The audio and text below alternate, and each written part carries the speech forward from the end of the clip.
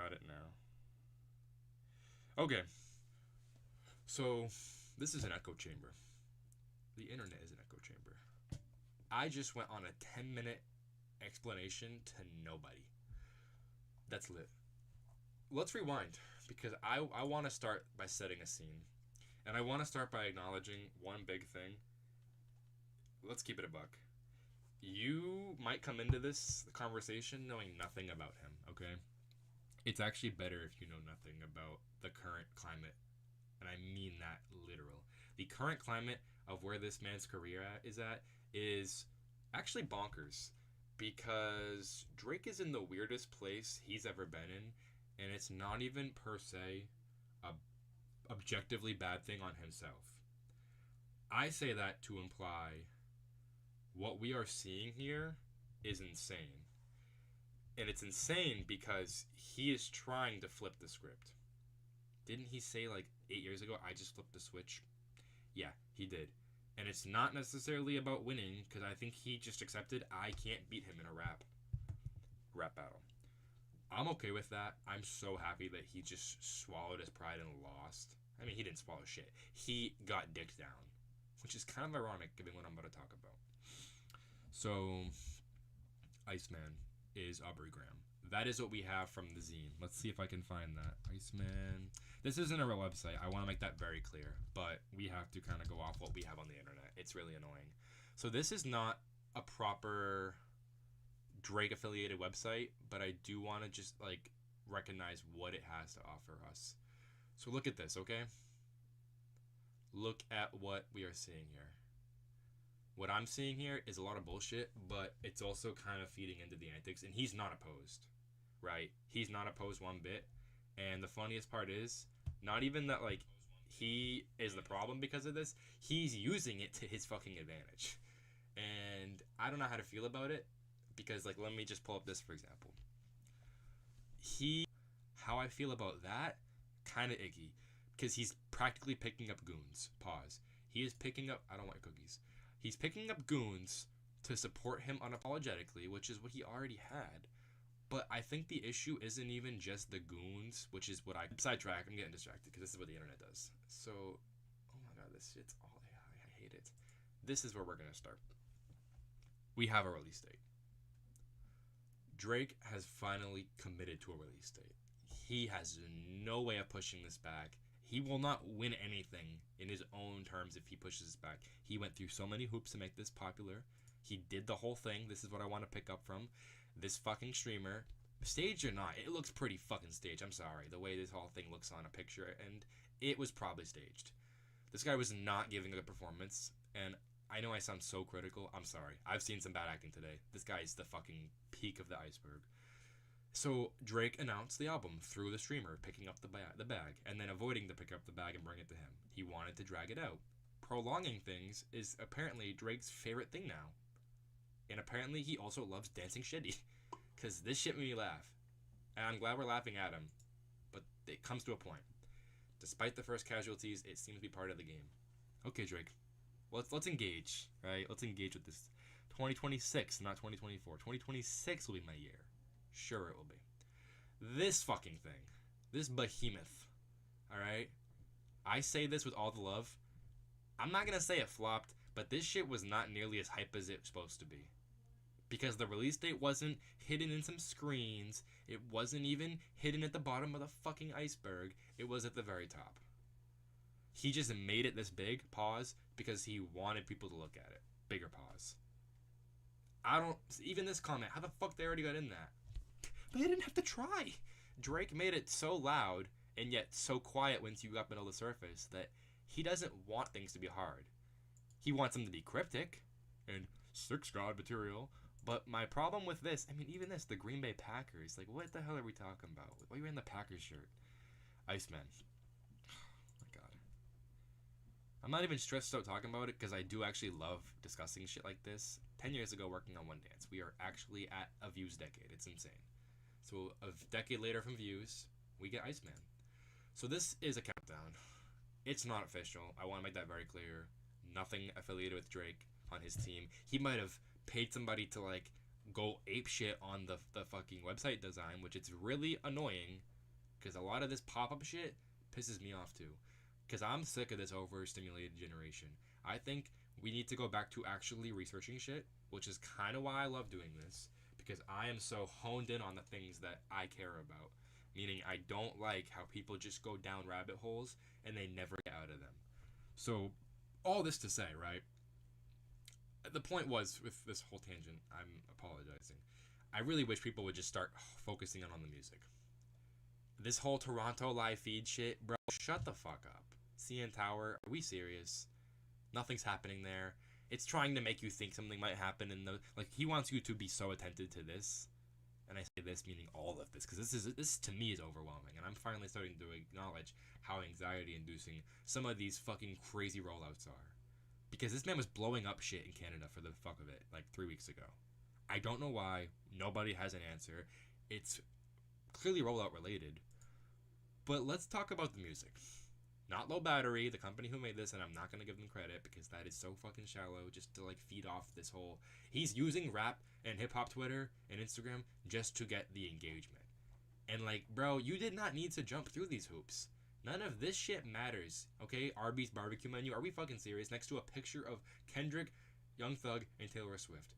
Bro, none of this shit matters. Like, I'm sorry. Hip hop matters. Rap TV does not.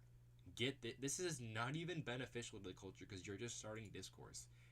So I get mad about that because I go, why are we fighting? I've always been against fighting. I think it's the dumbest shit ever. I love rap battles. I don't love fights because, as we kind of proved 2 years ago, who won? Who won in the battle? Literally nobody. You could say Kendrick won objectively, but now it's this whole dick swinging contest, meaning, oh, well, Kendrick has a pretty high bar set on himself that he would like to uphold because he's that good of a rapper and lyricist. Agreed. But more importantly, Drake now has a high CN Tower level height he has to climb back up to get on top, right? So the problem here isn't even just that. It's, okay, we're at this point now. This album is 2 weeks away. I don't know how to feel about it. I am excited to graduate, I'll say that. But I really just want this album to be good. And I say want as someone who does like his music sometimes. And I also emphasize the sometimes there because this band has been so fucking lazy. And, I mean, he can say, oh, I was planning this for a decade. Bitch, please. Bitch, please. A decade ago, you had a buzz cut and you were hotline blinging it. You are talking to nobody at that point. Your fans are delusional, which is why people make websites like this. And this is why the title was, okay, he is literally turning this shit Gotham, right? I want to get back to the point I was making from the get-go. So I was talking about this earlier, his age. He is born in 86. He's almost 40. Holy shit, can we just please let him go? Anywho, we can't, because we love him. So, back to this, right? Back to this. It is the first issue of the Marvel Comics. This is Iceman #1. There's so much to be said here. This shit fascinates me. And I am a person who is frequently fascinated by culture, by what music stands for in modern day, and what the antics around it tend to do to us as human beings. Because we love a fucking fight. Have we not learned this? Do we not start fighting tigers as human beings in coliseums for the fuck of it just to get someone entertained? It's insane. It is actually crazy. So, I want to start with what I do know about this man. Iceman. Not Drake. Iceman. Because we're going to separate those right now. I want to clarify, when I say Iceman, I'm talking about Marvel. When I say Drake, we know who the fuck that is. We have heard that name for a long fucking time in this culture. So, Iceman, right? I love comics, so this is actually so... He is picking his audience, and he said, you know what? Give them what they want. Make them fucking nerds again. This is actually brilliant, and I have to give credit to the PR team that made this happen. He is smart. I think his PR team is obviously leagues ahead of whatever he helped in this. No offense to him, because he obviously planned some of this. I know for a fact this was obviously part of his idea. He wants the credit. We'll give him a little fucking drop instead of an ice cube or a tower of them. So this is what I know about Iceman, right? Bobby Drake right here, right? You know Bobby Drake. I don't, but you know him, I guess. Original X-Men. He was one of the first. Kind of seen as a recluse outcast because they didn't keep him around much. But meet the rest of his family. This right here alone, if we're just going off Marvel's description, I think this has to be implicative of what's gonna, or an implication of what's gonna happen. So look at this, right? Meet the rest of this one of a kind family. Bro, Drake's family's dysfunctional. Now it's not one of a kind, but he's got some fucking loony bins in that bitch. So if you're telling me his cookout's gonna be something a little more one of a kind, if you know, it's like sitcom shit, right? And there's actually a video on, is it MTV Cribs, dude? MTV Cribs Drake. You better find out. Drake did an MTV Cribs, and if you've watched this whole thing, he gets petty. Let's turn this down a little bit. He cries to his mom about a fucking sandwich. It's so Sopranos. Which we know he loves Sopranos. If you haven't been keeping up with the fucking algorithms, this man loves Sopranos. He wants to be a gangster so hard, but it's like, you're not your dad. And I really do think that's relevant. Let me just mute this shit real quick. It's talking too much. So where's the clip? It might not be in here, but he complains about a sandwich. It's fucking hilarious. He goes in there and goes, "Where's my?" That's his grandma. I think. I'm pretty sure that's his grandma. Yeah, he lives with her. The sandwich comes up eventually. I don't want to spoil it for you. You should watch it. It's fucking hilarious. So, yeah, he is obviously a one-of-a-kind family, if you know what I'm saying. He has daddy issues. Can we just not tap dance on that? Which is like kind of what I think Mr. Morale was saying for so long in the midst of his own insecurities as Kendrick's best album, objectively, in my opinion. I say objectively, in my opinion, because that shit went leagues ahead of talking about insecurities. And the reason, I've always argued, the reason people don't want to play that album or talk about it is because they're afraid of whatever fucking faults they have. Because that album speaks on things that nobody talks about in the mainstream. And that is so important for what 10 years from now will do. Because I love that album. I was painting a mural of, I think, Tyler's Igor that day when I had COVID, ironically. That was a weird time. But more importantly, that album does not get enough respect. It really did shift my perception of what hip-hop can do in like modern 2020s, because that shit was fucking just so ahead of what everyone else was doing about, oh, I'm not your savior, I'm not gonna let you think that I am. After Damn being so good, he goes 5 years later, bitch, I don't like being the top dog.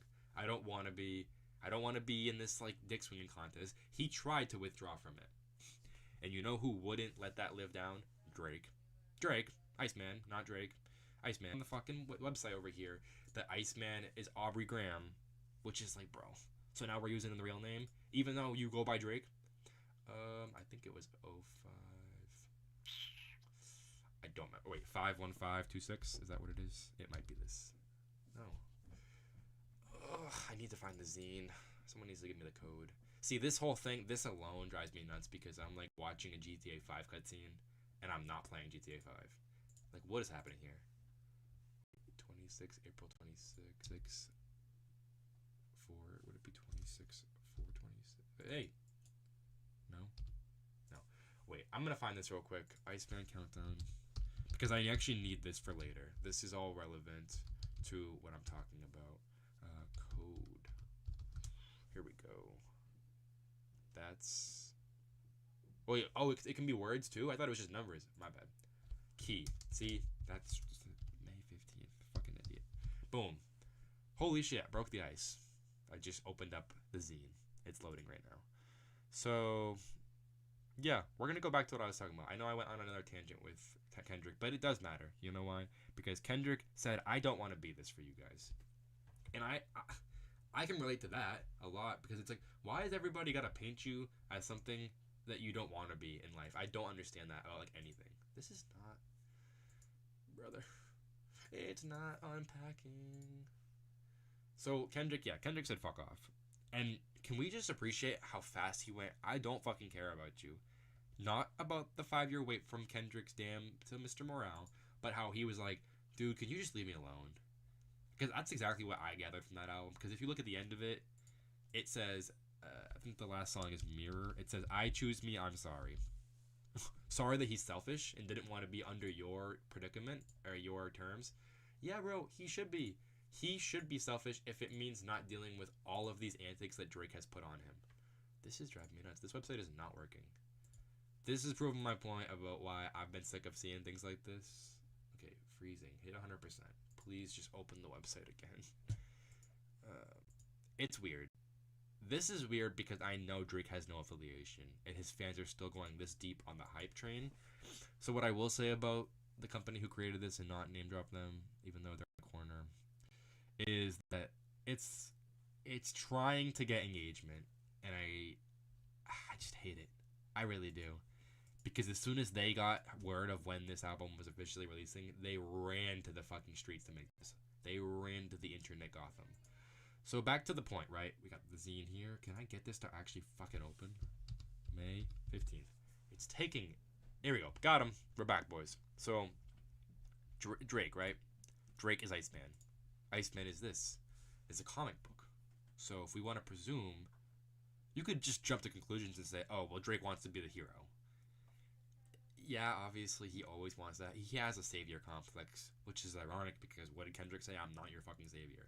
But Drake is like, well, I give back to the people. I am their Batman.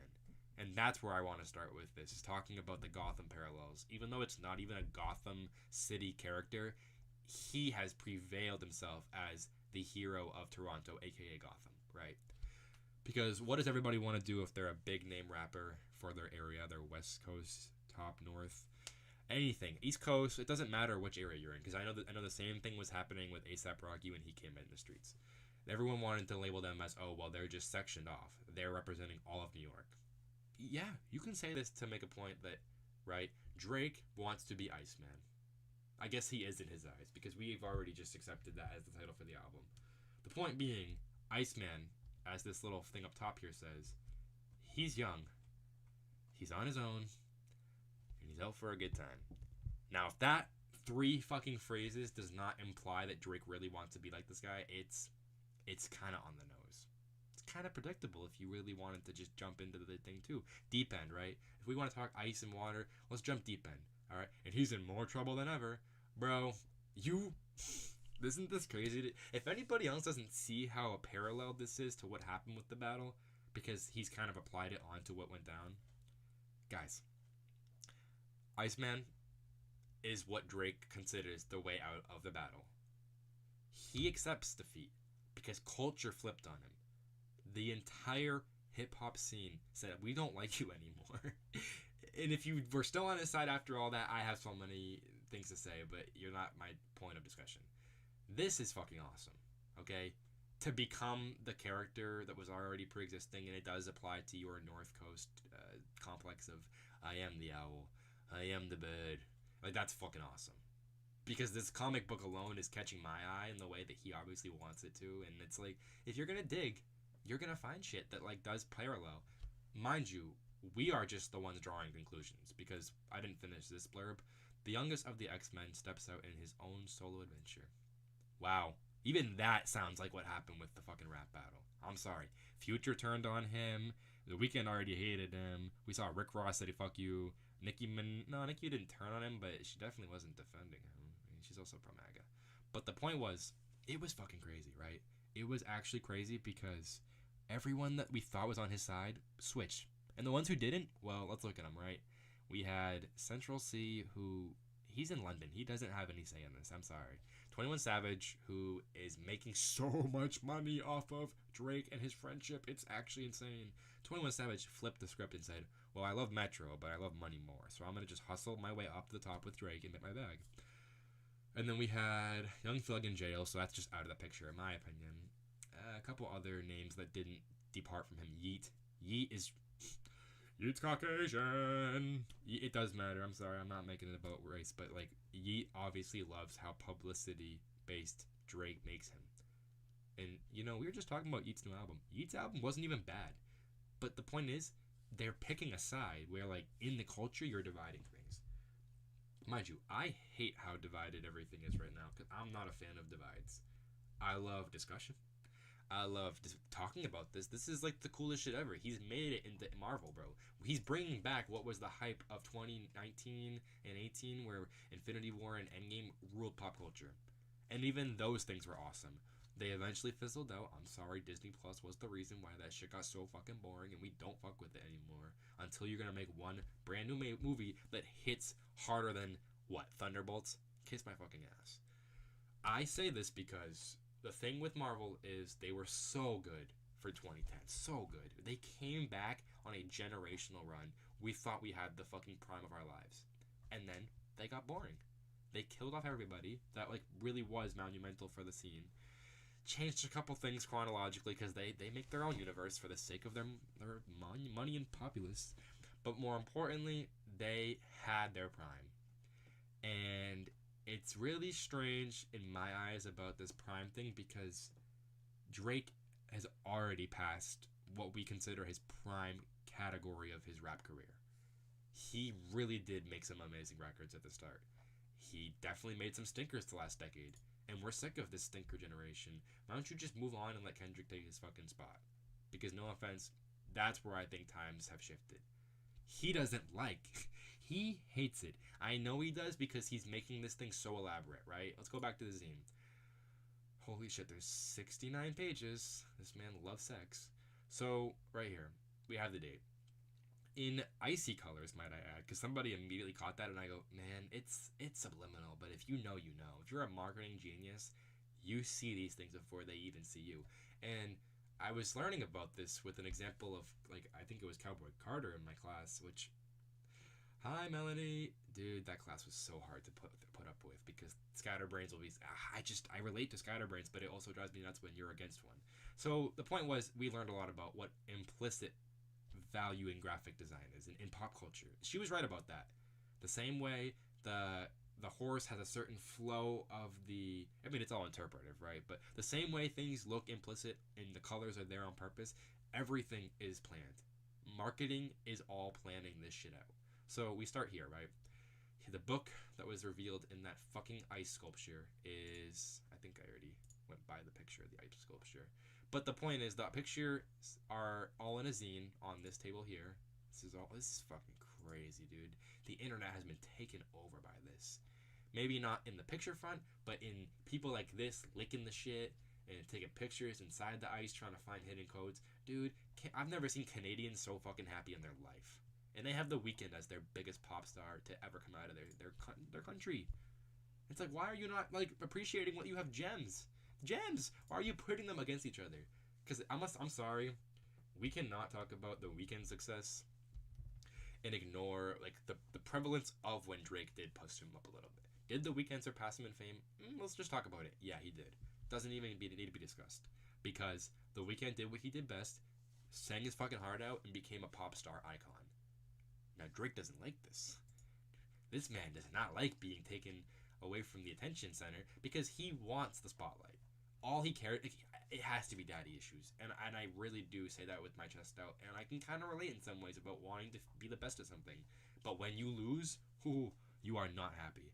I know he was not happy, inarguably losing the entire culture against him. This shit is proof that he is not happy because now his only solution is to put water in block form in the streets just to melt it. So let's go back to this, right? I know I've been going all over the place, but it does matter. So, May 15th, we finally have a fucking date. It's been 2 years in discussion. Last year was weird. It really was. Almost as weird as these bazonkers that are in the screen. Dude, he is a big fan of naturals, and I don't even know how to fucking feel about this design. So, here you go. Rosine. 2026 is my year. Okay. Cute. Oh, Aubrey Graham. You mean Iceman? Cute, right? He's just a lot of photos. Sorry. I don't even know what the fuck I'm supposed to make of his father in front of a car. Maybe this is just like, oh, well, I'm just like my daddy, but I don't want to be just like my daddy. Dude, just fucking get over him. Stop being like your father. Your father was a fucking 1980s pimp, alright? He did success, but you don't gotta be just like, you're trying to live up to his standards, and I don't get it. It really just, you can't be your father. It's not healthy. Ice News. Looks like ice. I'm pretty sure it's the Iceland flag. Yeah, it's color changes, obviously. He's trying to use this old, nostalgic color font and theme throughout to get a brand identity, right? If you see these colors all throughout, in the words of like branding geniuses and anyone will teach you about marketing, it sticks in your sticks in your head. We saw this earlier. Despite the first casualties, it seemed to be part of the game. What is this? Iceman. Can I open this? Wait, go back. No. I can't see that image. I'm trying to see this little top icon. It looks like Iceman News. But I really hate. Oh, it's Iceman News. So somebody made like a fake icon for him. Yada yada yada. A lot of this is like artificial, but it does have relevance. I wouldn't even call it AI bullshit. It's not slop. It's artificial relevance because he's making a whole brand from nothing. And it's not even nothing because this is obviously real. As you can, oh my god, those are so parallel in the font, if nothing else. Just the way it sticks off the screen. But like, why is Sexy Red here? We need to drop this act. He loves her because she's herself and really loves sex, but like, are you a womanizer or are you obsessed with women? Because that's what I always wanted to know as a fan of sometimes the music. If you really love women so much, why do you hypersexualize them? And I don't mean that in diss to like Sexy Red and everyone that wants to be sexualized.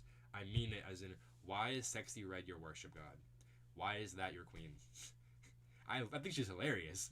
And I think You My Everything is one of the funniest songs I've heard in the last decade. And the way she goes, ooh, baby. That shit is just like not taking herself seriously, which we love that. What I don't love is how almost over cryptic he's become. What the fuck? This is a strip club. If you couldn't infer, go back. It's a strip club, right? I'm watching all these YouTubers these days overanalyze this. It's driving me insane. I don't care. I'm not gonna overanalyze each image. I'm gonna just go off objectivity, and see what we have here. That's a strip club. That is the dance floor of a strip club covered in ice. Okay, cool. That beeping, not cool. Driving me fucking nuts right now. You need that shit to shut up. So this is a band of money. Bands on bands, bricks arguably. It's almost a literal treasure chest, which I think it looks intentional with the way it's spread. So, hold on. That shit gonna drive me nuts if that doesn't stop beeping. This says summer 2025. All I'm hearing is a flex that he made money. Like, he really does just flex way too much. It's getting to be like obnoxious. And he is the most obnoxious person, I think, in the mainstream of rap. But not the point. That's why I also think people don't like Yeet. Because once Yeet hopped on Drake's dick, it never went away. The Drake curse is real. It has to be. Because even his label just doesn't do what they're supposed to do as, like, popular artists that he signs. Why do you sign them and then they don't get big? They fucking plateau like a stock market chart and then they never go back up again. It's just weird. It really is strange. This whole thing is... It all matters, but it also, like, doesn't at all. And that's kind of what the beauty of discussion is, especially with hip-hop. You can theorize all this, but are you seeing how cryptic he even went just to get people alert about him? That's Alex Moss.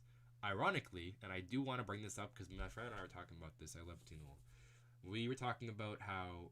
So, Tyler, the Creator, had Drake at Camp Flog Gnaw, CFG 2019. He had him there, and Drake got booed. This shit was the fucking funniest thing of all time. You got booed by a bunch of art hoes. You got booed by the skater kids rocking tight jeans. Look at that face. Oh my god. Los Angeles Times. Look at this face. This man was so confused. He goes, "You booing me? Bitch, Drake?" This shit was awesome. This was a grown man's pride dying on stage. And it's funny because, like, Tyler defended Drake by saying, I love this man's music sometimes. Like he loves some of his songs, obviously. But I was watching this when it happened in live time because, this was a crazy year. 2019 was the last, I don't want to say normal year, but let's keep it a buck. It was the last normal year that we felt as our generation of, like, anywhere from maybe 15 to 25-year-olds right now. It is weird. It's a weird time in the world. Back to this point, Drake got booed here. I was actually laughing because I go, are you fucking kidding me? I just never thought he would ever get booed in a stadium. Or this is at Dodger Stadium. In this kind of context. This is a big ticket artist. The reason he got booed, and this speaks volumes to us as a human collective of fans. Get this AI shit out of here. They thought it was Frank Ocean. They all thought it was going to be Frank Ocean. And he was never fucking confirmed. There was nothing saying Frank would be there. Frank hasn't performed with his heart out. He did Coachella, it was ass. And it's funny because, to correlate another crazy connection, Frank had this weird ice thing set up going on at his performance in 2023, I think it was. And I watched that setup because it was all so cool, and then it kind of got scrapped last minute, and I don't know why. Frank is so strange and cryptic too that I'm just wondering, Was this all somehow connected? Because he had an Iceman thing on his show. This is so strange. Frank Ocean. Like, what the fuck is... Bro, is this not... This must just all, for his sake, tie back to this guy who goes into the water and meditates. That's cool. I'm glad you like him so much. It's called Wise Man, the song, I'm pretty sure. But the connection to Iceman is the collaboration with the speaker. I don't even need to add over you. I can tell you this right now. A couple of years. Could Frank actually be on this album? Now, if you know anything about Frank, if you look at that necklace right there, as my computer fails to render this, there you go, Homer, right? Homer, dude, I'm pulling so many straws right now. I'm a goddamn fat bitch at the McDonald's. So we get in the extra large Coke. Look at this, right? This is the most insane shit. He started a jewelry brand in 21. It was 21, yeah. I'm remembering everything that I've been collecting in the back of my head just to wonder how it's all connected. So Drake bought this. I'm glad this is connecting into dots for me. Drake bought this $1.9 million necklace, okay? And if you've been paying attention, bro, if you've been paying attention, you would know that Drake fucking loves Frank, but it's almost weird. It's not weird, but it's like, okay, let's look at this verse. Ready? Watch this shit. Watch this shit. And if you don't know about this, I'm glad you don't. I'm gonna educate you real quick.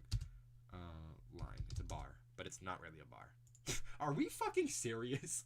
This is my face when he started saying this shit over here. This fucking, like this pog reaction.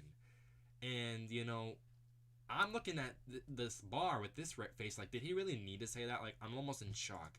Because the diamonds, they hit like a rainbow. That's because the necklace of Frank. Purr. Why you gotta hit the purr? Why you gotta make a grown man that's openly gay say purr? But then I got thinking about this a couple of years ago when the fucking... Here it is. He sampled Frank. He sampled him on this song. I'm forgetting the song. Lean Into Me. It's the Virginia Beach. This song right here. Now, I love this song. I think the Frank Ocean song sample works so well. I don't want to know how much he had to pay for that fucking clearance because I know Frank is so good at making money. That man should be a goddamn accountant because he racking up them fucking income bills. It's actually insane. He's a genius.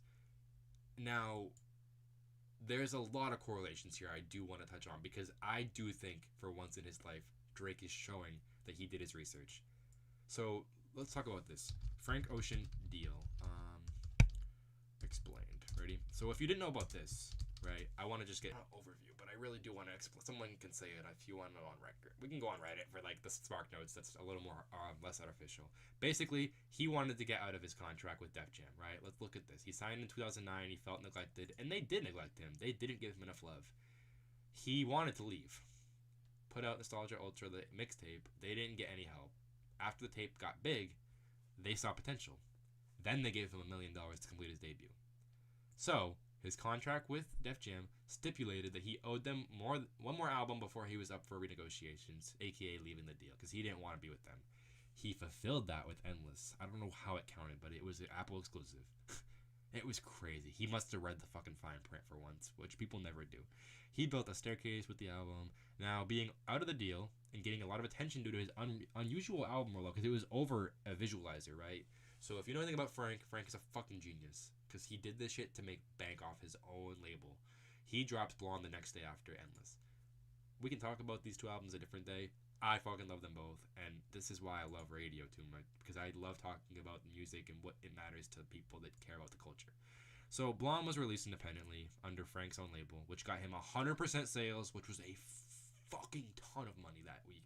That was a crazy income. I guarantee when that check cleared on the fucking, or when that statement cleared on his bank account, that man was smiling like a fucking kid in a candy store.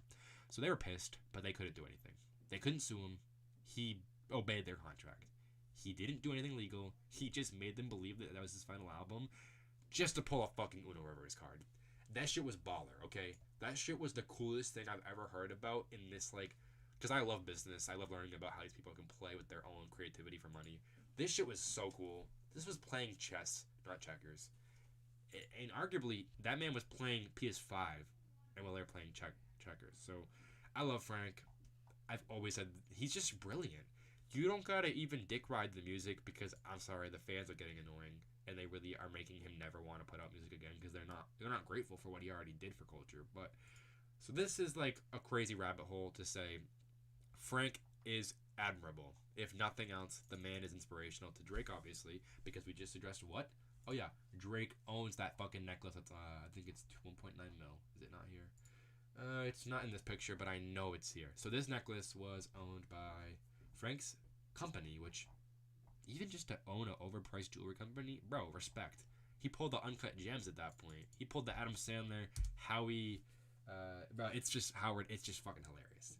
It's fucking hilarious. I'm gonna pull up this shit because this is just worth bringing up right now. Holy shit, I'm about to come. Where's the meme? Not these ones. I need the one. I need the GIF. There it is. It's this one. Holy shit, I'm about to come. This is awesome. This is the funniest, dude. If you love hip hop and you love New York culture and you love jewelry and everything in between, and you love Furbies, ironically, bro, please watch this movie. This movie was one of the funniest things I've ever seen, and it made me fall in love with what Adam Sandler already is capable of doing, which is uncut gems. And then also, bro, it's fucking amazing how he put The Weeknd in the movie. And I know if Drake had it his way and he could go back in time, he would have begged them to put him in the film and said, and that would never happen because he's not The Weeknd. And The Weeknd has way more staying power because this is a movie that takes place in 2012, and it's actually revolving around the Celtics, ironically. Kevin Garnett. Here you go. Boom. And if you don't know anything about this movie, I hope you educate yourself because hip hop is relevant because The Weeknd was in the movie, and yes, The Weeknd was hip hop at the time. He does R&B, hip hop, and hip hop. I want to address that right now because the whole argument about him not being rap pisses me off so much. That man can rap. Shut the fuck up. Doesn't need to be bar for bar to be a good rapper because I've always said he's a great rapper. And same with his pop star status. This shit, bro. This is my dream blunt rotation. Give a fuck what you gotta say about the whole game. This is who It's so pixelated. Please, somebody get me in a room boxed with these people. This is a squad. This is fucking amazing. She's holding Uncut Gems. And these two are pulling up with the coolest basketball of that year. That shit was crazy. And you know what's funny about this movie? To put one last pin in it. Not that scene, but that's a good scene. I love Lakeith Stanfield. Great actor. Glad he was in it too. It was crazy because they had to get approval from ESPN to premiere the footage in the film to use it as actual stock footage for the film. So like it was, I guess it's not stock, but it is stock because it was archival. They whipped it out, right? Movie's amazing. It really is a great movie, and Adam Sandler just plays the fucking uncut gem that he is so well. Those fucking oh my god, that just makes me laugh at this gum line. No, and the funny thing is, this movie startled me from the first trailer because I'm like, they used what's the song? Oh, it's on Travis Scott's album. It's "Pray for Love" with The Weeknd. It was so nerve wracking that I was like, dude, this beat is but a hit, just like the tempo of the movie is. And I've always said, if you just study music, girl, you're gonna be the best fucking filmmaker ever because look at what it is. It's rhythm, it's tempo, it's keeping the audience engaged. These things are synonymous because they are what makes the other one work. I love when a fucking needle drop happens. I love when a random cameo, one of these schmucks from fucking New York comes out. These guys are awesome. They look so scary right now. I love this scene.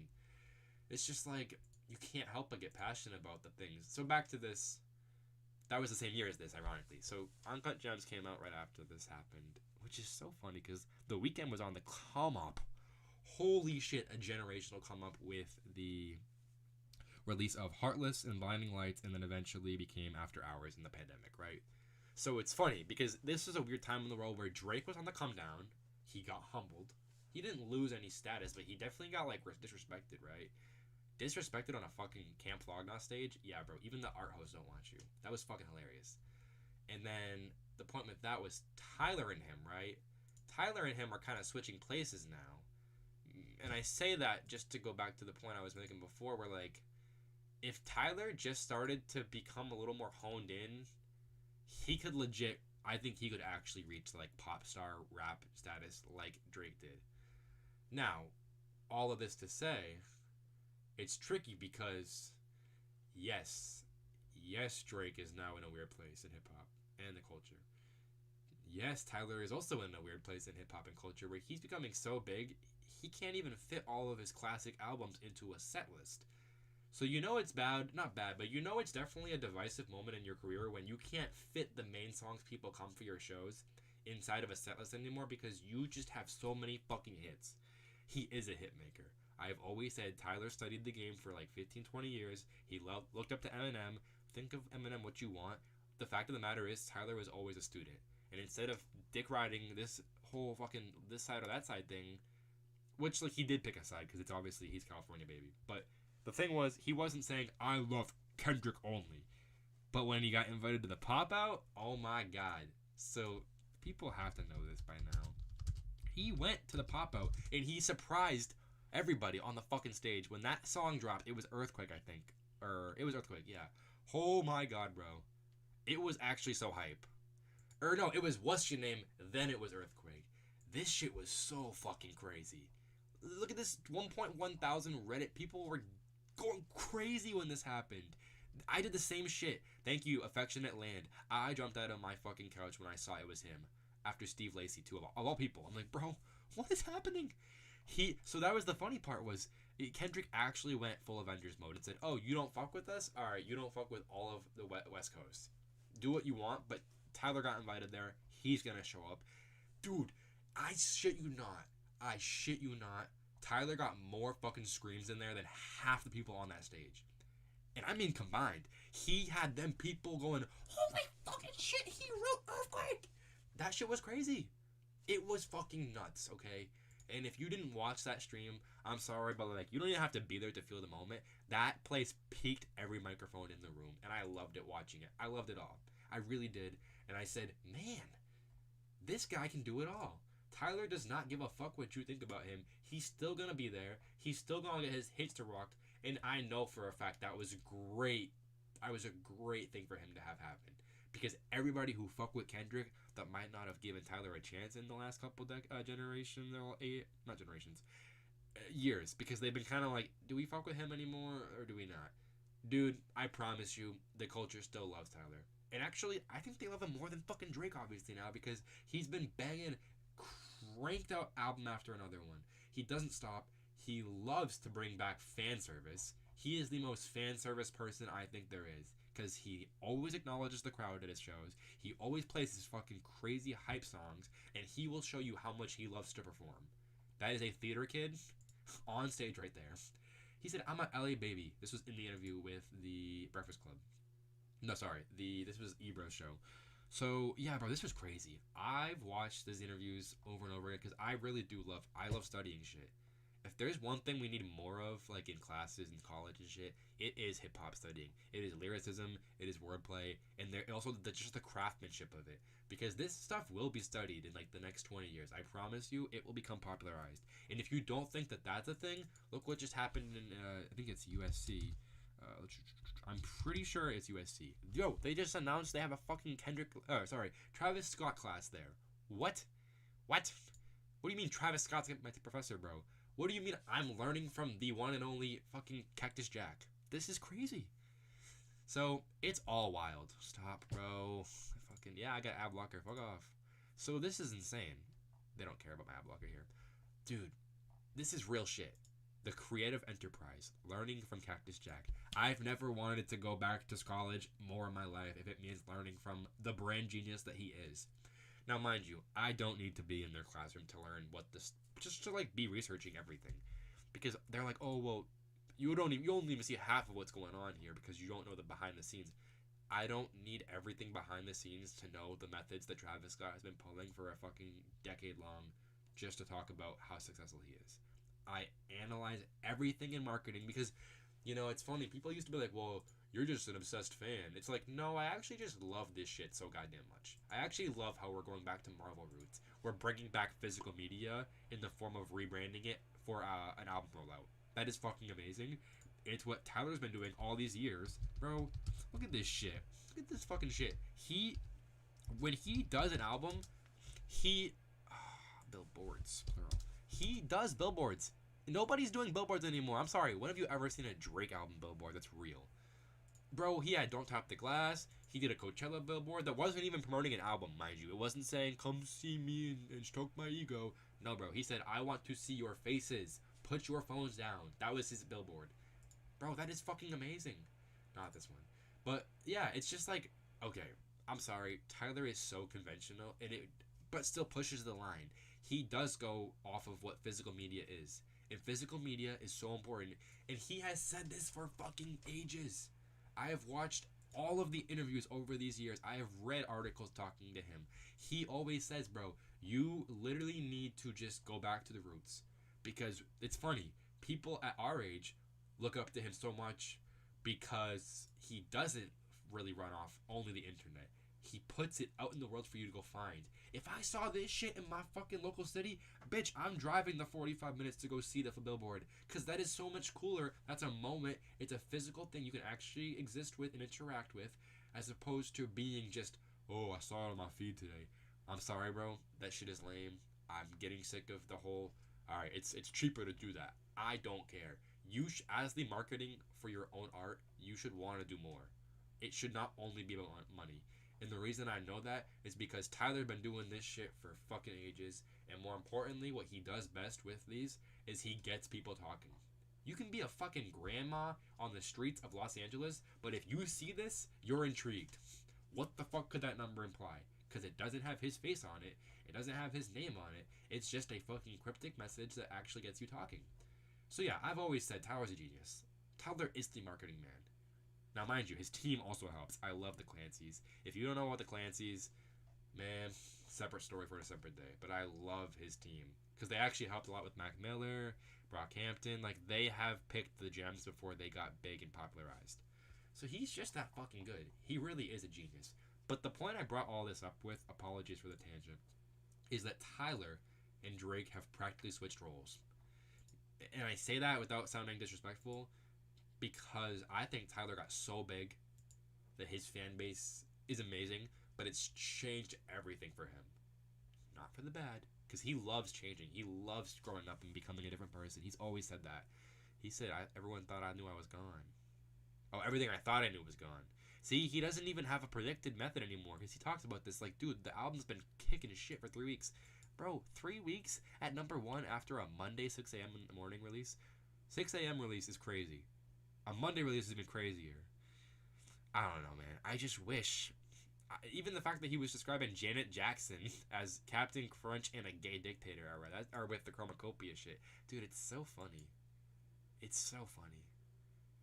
I don't know, man. Tyler is just so deliberately performative. And it's not even an insult. Performative, I don't even think that's the right word. He's just a fucking actor. On that stage, that man can act. He plays his role. He stunts on all these people, and he is still popping shit off. That's why when I saw him do the cover of the Kendrick song, the beat, and do a freestyle over it, that guy, man, that shit was insane. That shit was crazy, bro. What do you mean he covered, I think it's Hey Now. Yeah, what the fuck? What the fuck? That was the closest thing we'll ever get to, like, a Kendrick-sounding Tyler song, is what I always said. This shit was insane. It was fucking crazy when that dropped, and I was so hyped. I'm like, that's the confident Tyler we need to never lose. And he would never change, but you know he's obviously going to pivot a lot and just do different things because he needs to keep things interesting for himself, more importantly. But yeah, man, this was a fucking amazing time to be alive. And it still is, even if the fucking world's gone to shit, art is always going to win. And I've said that, like, man, you can... for example, let's talk about this real quick. Little sidebar. Vince Staples' new album cover. Oh my god. Look at this cover. Look at this cover, bro. Take one fucking blind guess at what you think this is supposed to say about the agenda right now in the political state of the world. Are we serious? It's still loading. Dude, I'm sorry. I love this cover. And I love that he didn't lose. He finished his record label deal. His record deal was like, okay, we're done with you. Goodbye. You can leave if you want. I don't care. He hates record deals. He described streaming as a plantation. Preach to that, because what the fuck are we doing giving them no money for their art? That's insane to me. I know it's easier for us. Sorry. Physical media, again. Bring that shit back. So, that was a fucking amazing announcement, because what a good time to drop a cover like this with that fucking title, too. And I know he's about to slam our government with this fucking album. First song's already out. Go check that shit. Please listen to Blackbird Marmalade. This song is really fucking good. So doesn't even do it for, like, controversy. He just wants people to be like, okay, I see that as probably a problem we should address. It's really funny because Now he has a show with 2 seasons, maybe 3 coming soon on Netflix. He does everything, just like Tyler, but he doesn't have to be as big as Tyler, you know? So I love this West crazy shit in the last 10 years.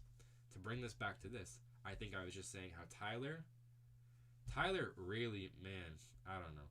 I just can't believe, I cannot believe that Tyler has become so big that he can kind of just tap dance on a stage and legit destroy the grave that is Drake right now, because this man is fucking cooked.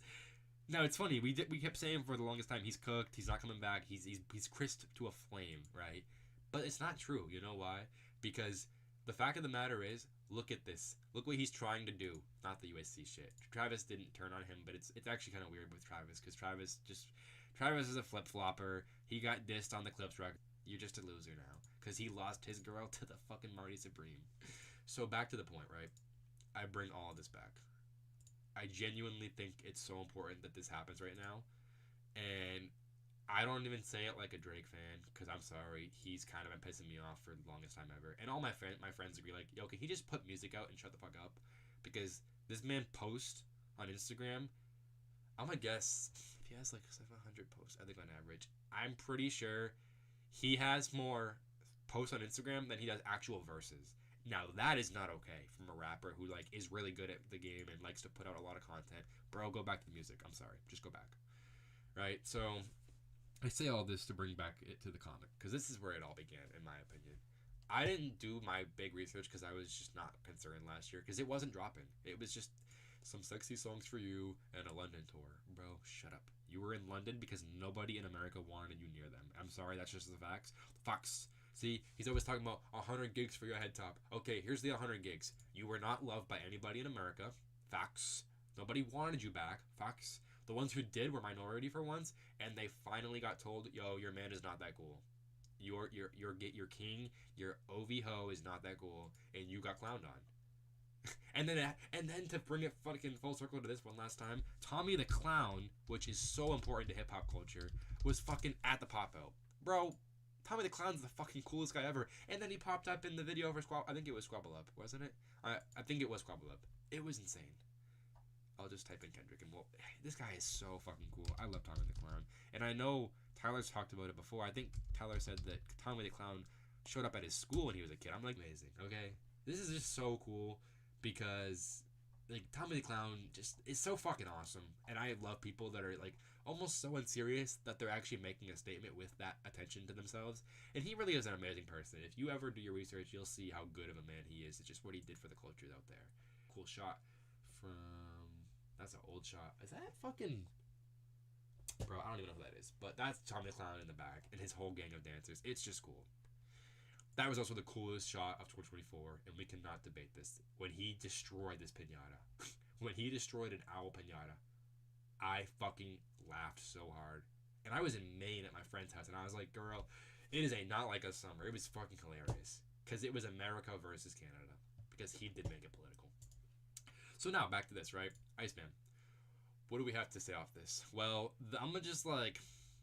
I want to summarize because I have been talking a lot into almost too depth about other things that send me on a spiral. The point I'm making with this is Drake wants to be young.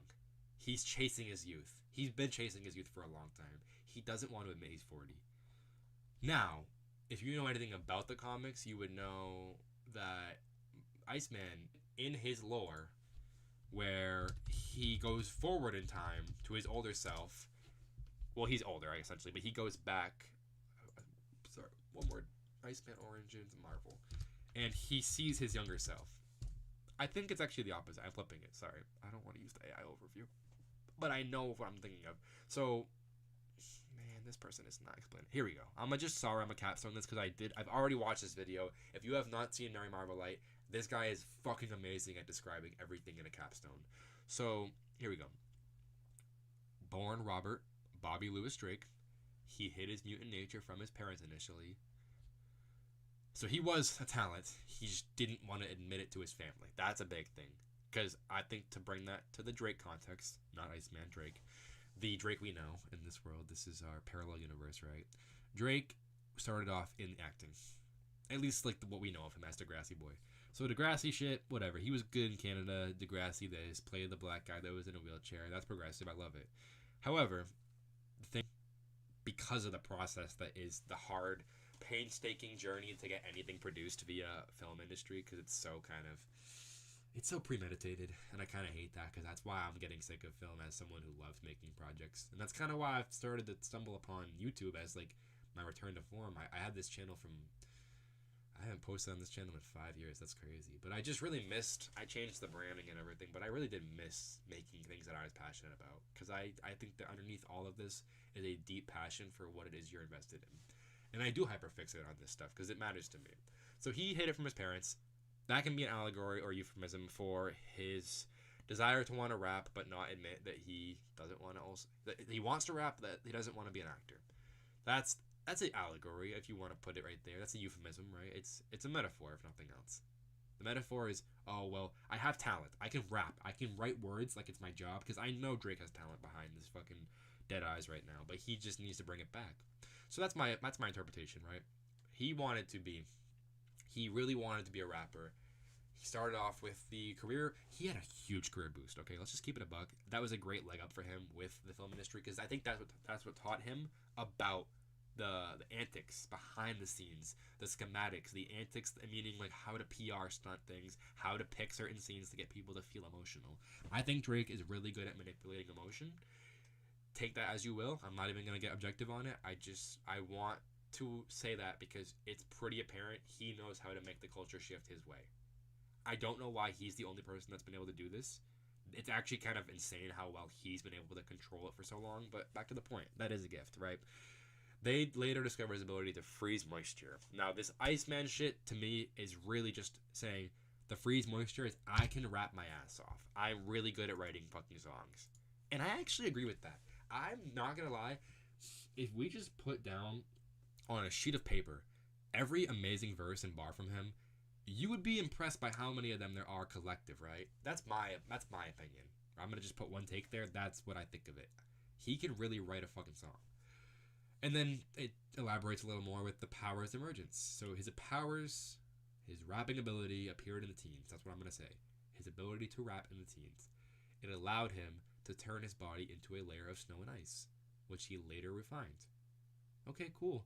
So that skill became almost possessive, right?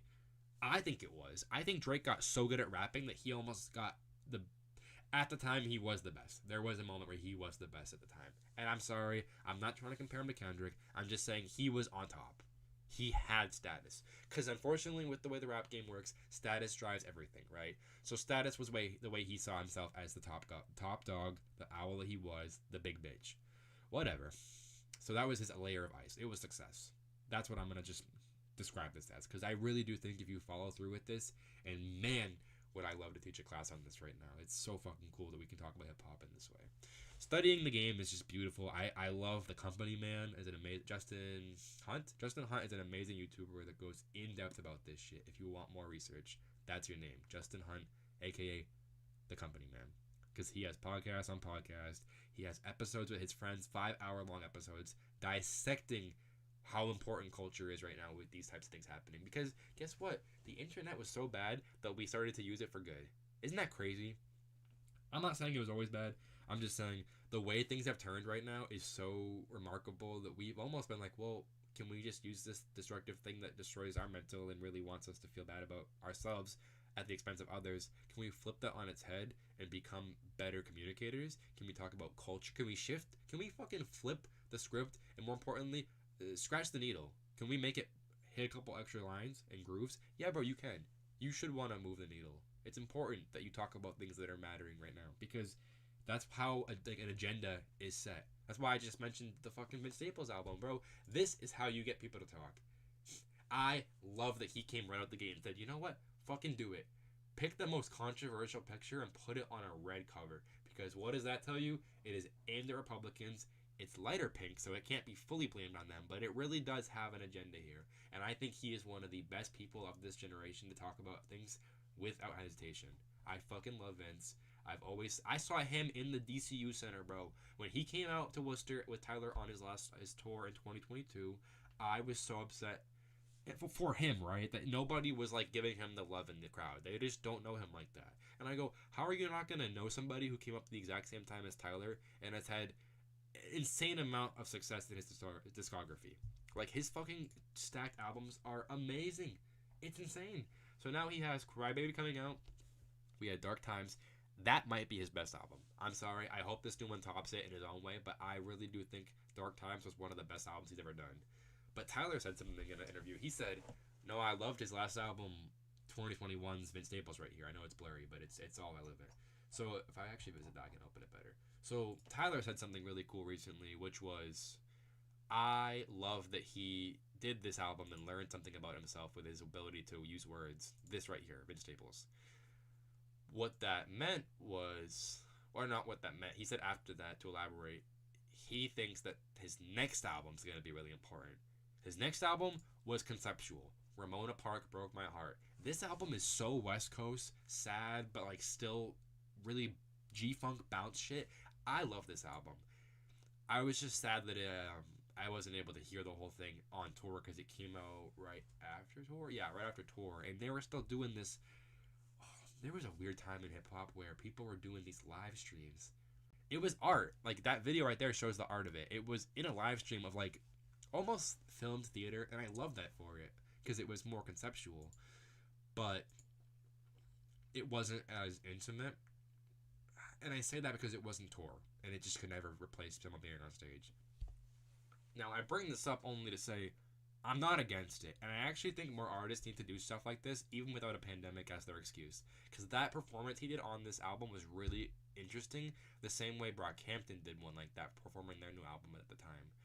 So hip-hop is always, it is about our world at large, but he has a song in here about a fictional girl that he, I mean, it probably was real, but a girl that he met, goes to her house, is really hitting it off with her, he's trying to, like, probably spend the night and get to know her better, hears people knocking on the door, and probably some, like, voice in the background, everyone that has that pops up at the door, and then she says, "It's my cousin Justin."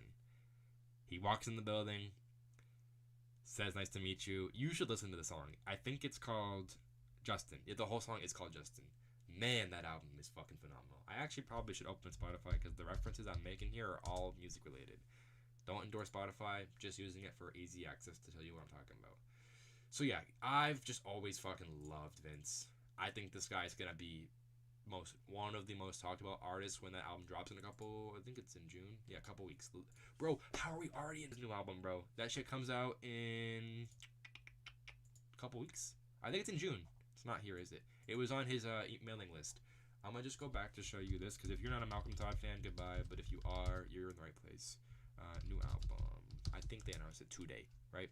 It drops on June 5th. Bada bada boom. Here we go. I'll click this link and not support the AI. This is from his Instagram. There you go. My sophomore album. Bro! Give me more. So yeah, we love Malcolm Todd. Made with love. You can now pre-order it now. You can pre-order now. Yeah, I'm thinking about it. Money is really fucking hard this year to make. I'm sorry. It's hitting me like a fucking freight train to make money, and I hate it. There's other ones, but they're not signed. Like, obviously. Staples CD, ironically, I have this album on that was signed, and my fucking ex cracked it, and I will never let her live that up. Because I was like, bro, it was on the fucking armrest. Why couldn't you just watch out when you dropped it? This is crazy. Why are there? From Todd wants you to do that again. Oh, he's brilliant. This is a beautiful cover, too. Not the album cover, but this is a beautiful picture. Holy guitars. That's just a great... He just uses the color red, bro. He uses sensual... That is just brilliant. I'm sorry. That's just a sidebar. Back to the point. Ready? So, I was talking about, obviously, Vince Staples. Here you go. It's already my searches. I love this song. If you want something from me today to take away, it's this song and this album. And notice how I was already playing Kendrick's album a couple days ago. This album is so good. I love also Lupe. Just gotta shout him out there. So yeah, this is what I was talking about. Justin. It's right there. That's the song. This song says, "Women lie a lot, put it on the dead homies." I'm gonna pause this and just pull up lyrics. Hey, pause. Nope. Let's go here. See? Women lie a lot. He just doesn't trust people. And the more I get older, because I was talking about this with my mom today, the more I'm like, can you blame me? Can you blame me for not trusting people? Where is the trust? to his other album's covers point, look who's in charge. It's a fucking crybaby, bro. I don't trust him.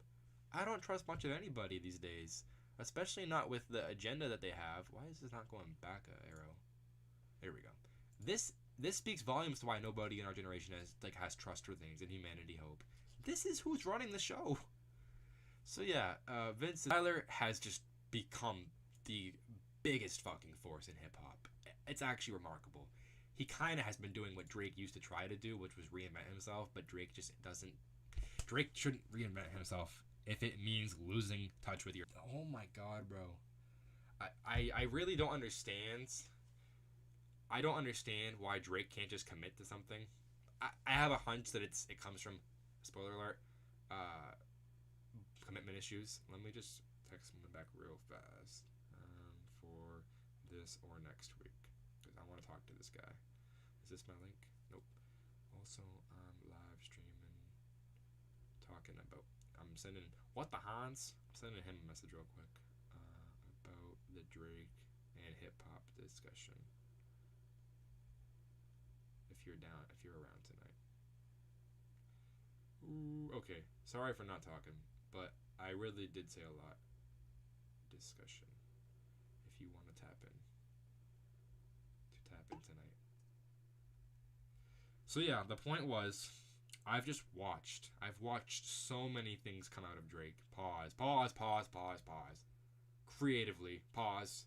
And it's like, when is it gonna get real again? When are you gonna get real? I'm sorry. You've been playing fake for so long.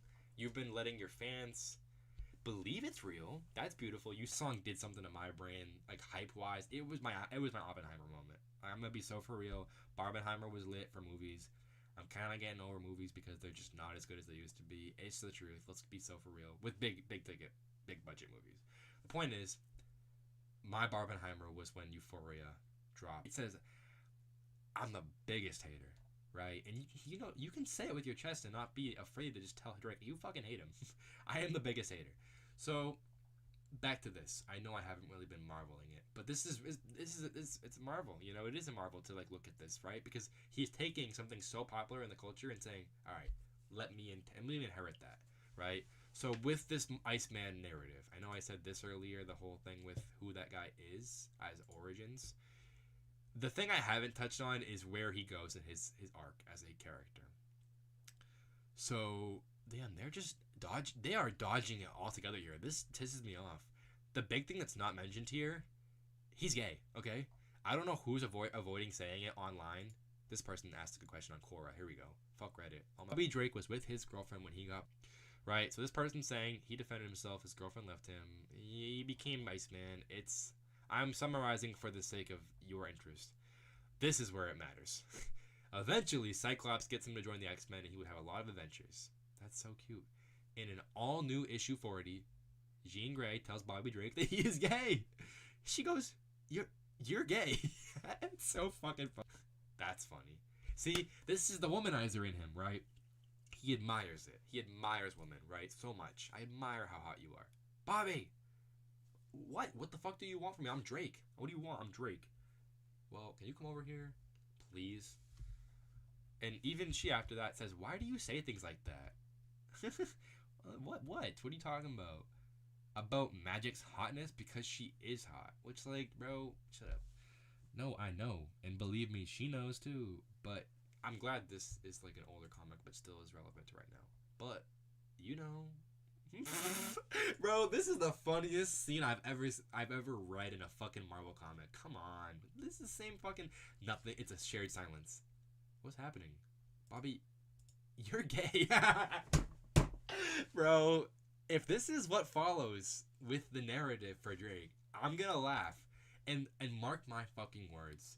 As a theorist right here, because I actually loved this class I took last semester. Film theory was so cool. I loved learning about philosophy, film theory. It's all so cool because you can theorize anything, bro. Theories are the greatest thing on earth because we can just all share our thoughts on shit. It's so cool. See, which is honestly one of the worst retcons ever because she invaded his mind. So she calls him gay. He tries to deny it. Why would you say that? Look how insecure he got. Because I'm a psychic. I can read your thoughts. Hey, don't do that. Sorry, but bro, stop. You are thinking it right now. Stop it, bro. So she's like, I'm not doing anything, but she can tell you're just thinking of being gay, and it's probably always on his mind. Dude, think about it. Drake has been fucking gay for like the last 9 years. I say visibly gay, as in like the signs of him liking things that are like so feminine. Come on, just come out. For your sake, if you're gonna get clowned on, the only way you can redeem yourself is by attempting to be a gay icon. But I don't think you're a good image for the community. Someone said this recently. They go, "Dude, no one in the gay community is gonna accept him," and I go, "That's a crazy bold thing to say," and I don't want to say no to it because I really do think he's a terrible image for that agenda, but it might change his behavior because I think he is always doing this in rejection of his father. His mom and his dad are obviously not best friends like they used to be, like when they had him, right? So the point with that is, the point with mentioning his parents is, I just need people to recognize. I need people to recognize how. Wait, when did he call me? A few minutes ago. All right, that's good. He texted me. He's calling me to ask that. The point is, Drake's parents never made him do anything. I know it's like, he even said it in Churchill Downs on the fucking Jack Harlow feature. Abandonment issues I'm getting treated for. Okay, and I can totally relate to the abandonment issues part, and I want to sympathize with that for 1 second. It does not directly correlate with you being gay. Now, I want to recognize he was raised by women, right? His dad was never in the picture. So if we're going to talk about facts, we're going to go facts for facts. Yeah, obviously he has a little more feminine energy, which is why he loves to talk about the woman features that he does not have, right? He doesn't have them because he's not a fucking woman, never had a vagina, and even if you're gay, you can't relate to like the struggles of being in a sexist world when you're the woman that's at like fault. That's what I want to recognize just for the one time, because I really, and I'm not the one to speak on behalf of that, and I always admit that, but I know my friends would be like, dude, I don't want Drake representing my femininity. That's not fucking cool. And bitch, I got a vagina. He don't. Like, what does it matter? He don't have periods. He just a fucking moody bitch. And he is so moody, right? So I'm always like, he probably just learned this behavior from his mom. Now, I don't think it would correlate directly to becoming gay, because I know, myself included, people have had a lot of troubles coming to terms with who they really are. And it's almost like, how do you, like, sometimes I wonder, how do you really know something in your gut? Because I know your gut will be like, yeah, we can enable that. Sometimes your gut goes, what the fuck are you on about, right? So I have a bad judgment on if something is like true to myself or if I'm in denial. And it's like trust issues, right? It's almost like when you don't trust yourself. Yo, shout out Poppy Kraken real quick. If you don't trust yourself in this world, which, like, keep it a buck, my head changes every day on that part. You're really not gonna know who you are. I think Drake's had an identity crisis for so long, and it shows in the music, right? I'm gonna get a sip real quick. Gulp, gulp.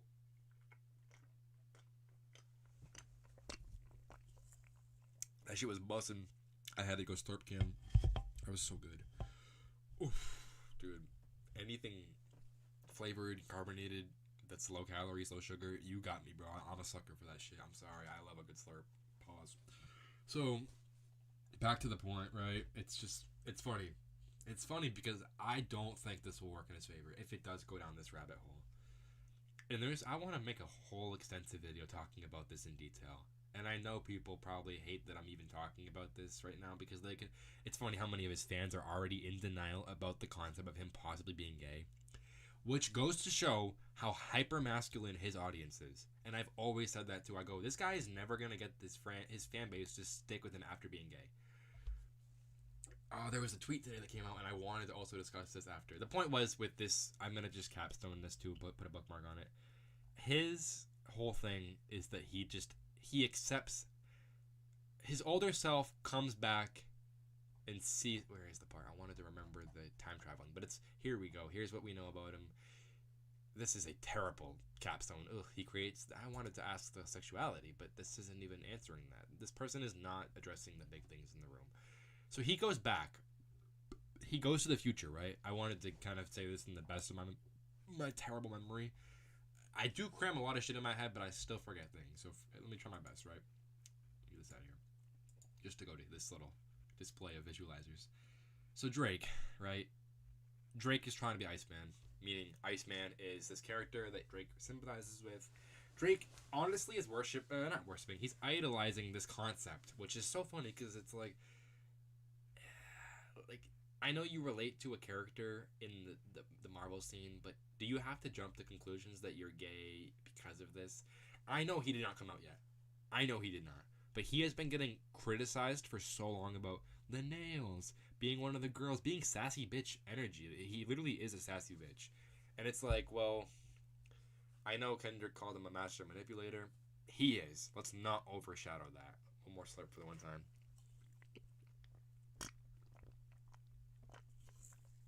That shit is cracking my starvation. That is so good. I needed that. So I say this because I don't think it's gonna save him. I don't. I know this album might be good and people might love the music, which is what matters most. It does.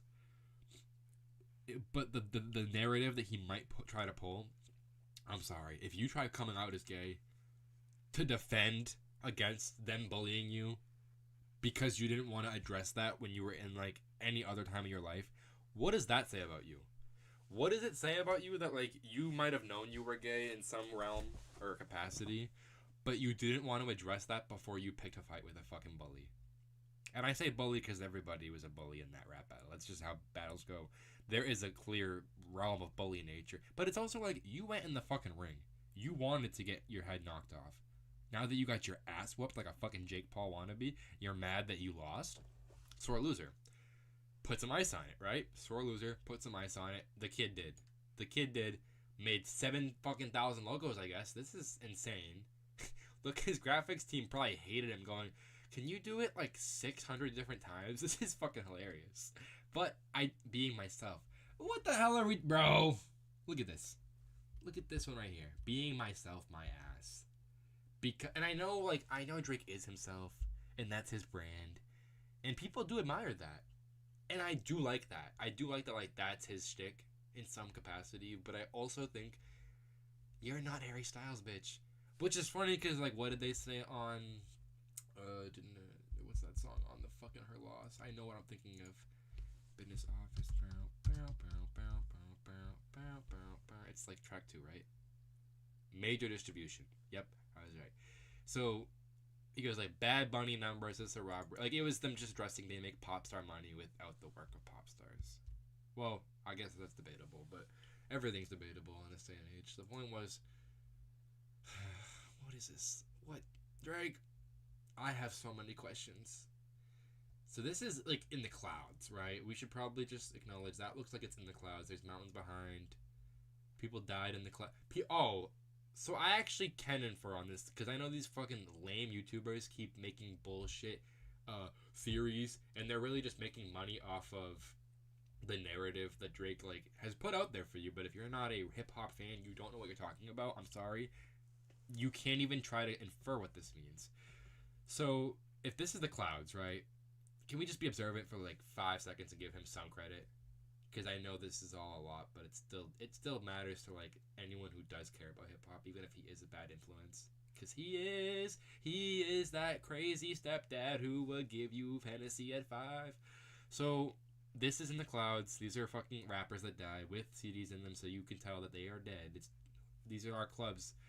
So, like, he loves DJ Screw. He loves DJs, right? I've already gathered this from every fucking skit he has on his album with a DJ on it. And love it for him. It does get redundant.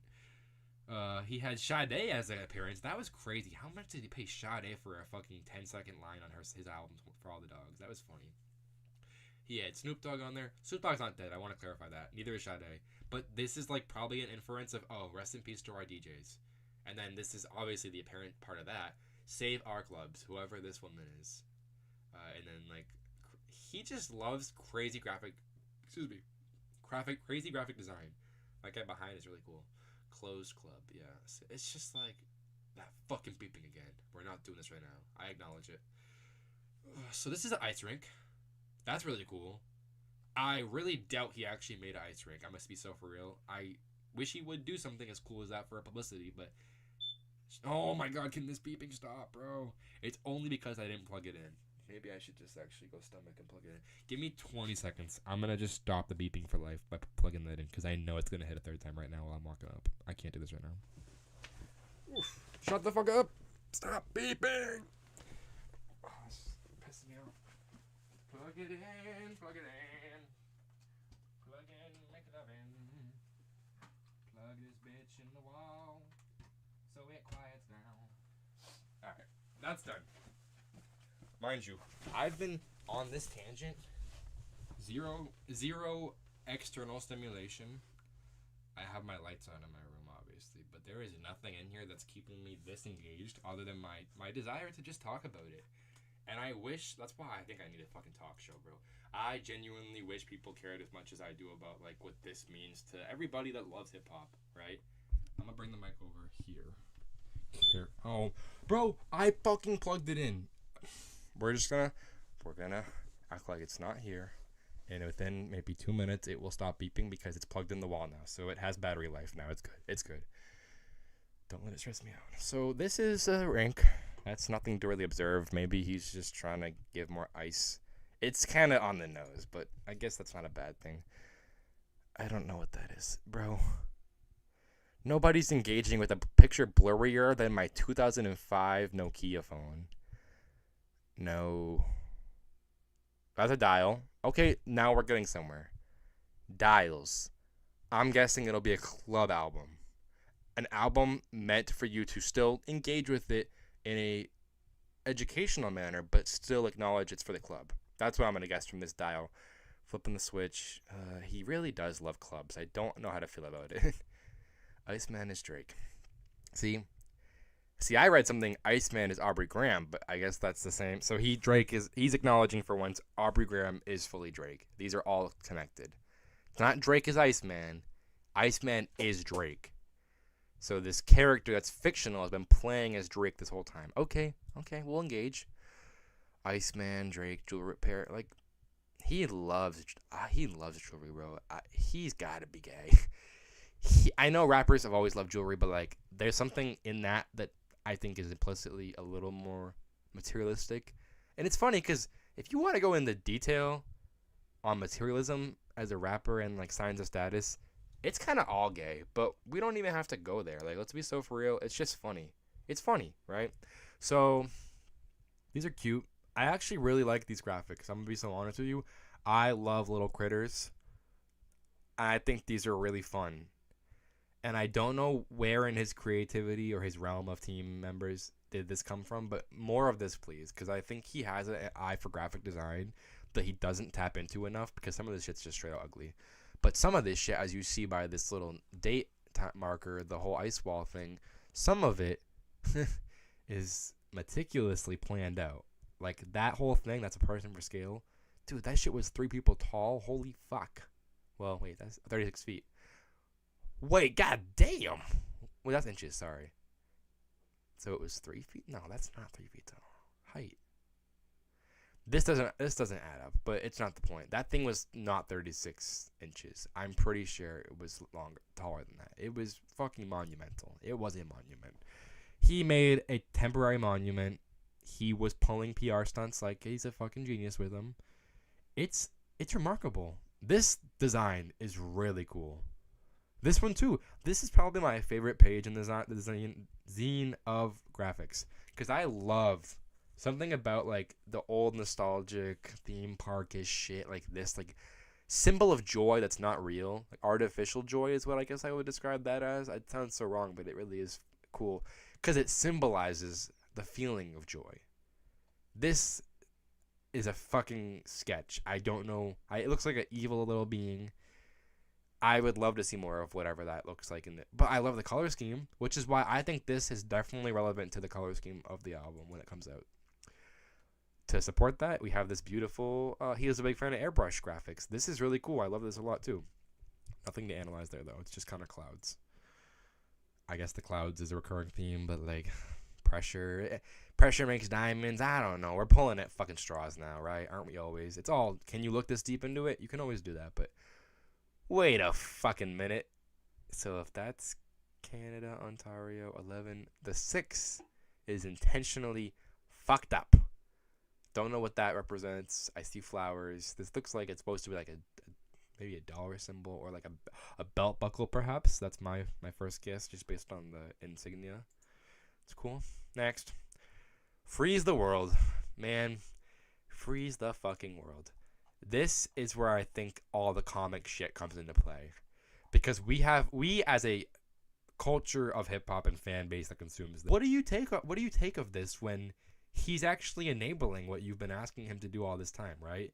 It's interesting because now we're looking at a man who says, you know what? If they want to go that fucking cutthroat, fine. I will be the Joker / Mr. Freeze of their Batman legacy. And I say that because we all painted him as the bad guy. Wasn't he saying this on multiple albums before? It's like Scarface samples. He's like, you paint me the bad guy, I'll be the fucking bad guy. It's like, okay, Pacino, you live in Canada. That's the joke. It's just a cold place. You know what's also cold? Maybe not year round, but it's also cold. Fucking Alaska. Fucking, like, I guess I could argue not Maine. A lot more places than just Canada. Iceland. You're not Iceland, bitch. You are not being claimed by the fucking awful president of the United States. What are we talking about? So there's just like this ignorance that he always has to have in mind to make his narrative work. I know he's not the king of Iceland, although that would be a funny stunt for this album. One more slurp.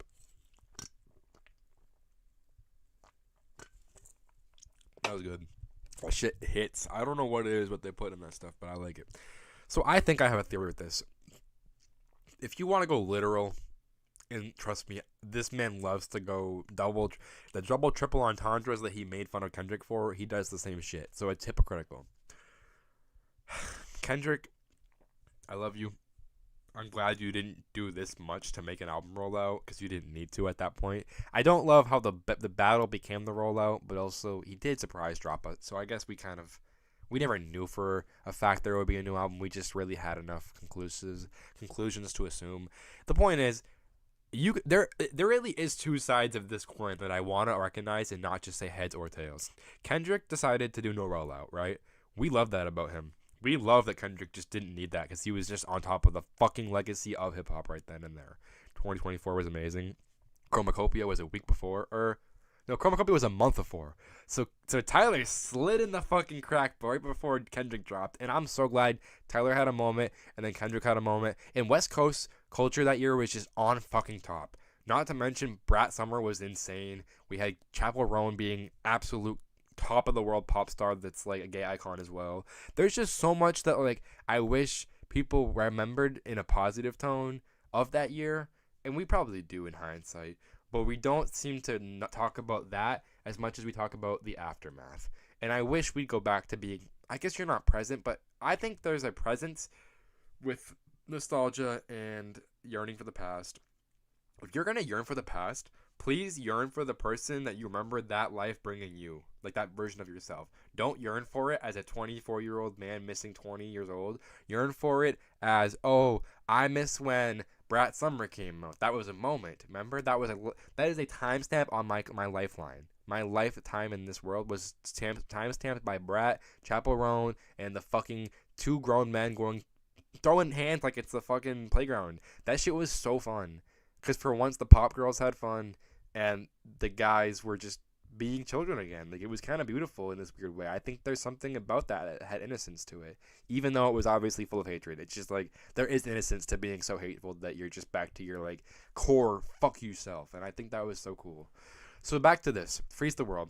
It's pretty literal, and I say this with like a predicting mindset. I think this is him saying, "Yo, when this drops, we are going to stop all of the discussion around other things because I'm going to expose so much shit." I hope this is true. I don't want it to be like a Where's Waldo game, although if he wants to go down that rabbit hole, that is his jurisdiction. I personally, as a fan of the music, just want this shit to be, yo, fuck you, here's what you did objectively, I have the facts. The real freeze the world moment would be if he fucking turns this into a comic world of an album. And I've been saying this for a minute in my head, and it's like thinking about it. I really do believe this is going to be relevant. More than we ever predicted as like the the Drake live streams, the Iceman episodes. Like, let me see if I can pull this up. The Iceman episodes, honestly, were not even that engaging. Like, this shit was low-key a slow burner, which I guess was intentional. But it's funny how many of his fans overanalyzed all this bullshit. Let me pull it up and then just silence it. So, he's playing music. The fans are loving it in the city. Oh my god, it's Drake. I saw Drake in the Iceman truck by the CN Tower. I get it, bro. We get it. You guys love, he's your Batman, you know? And there's beauty in that, but there's also beauty in knowing that he's just a punk bitch sometimes. Like, I apologize. He's very no, almost called him humble. That's not true at all.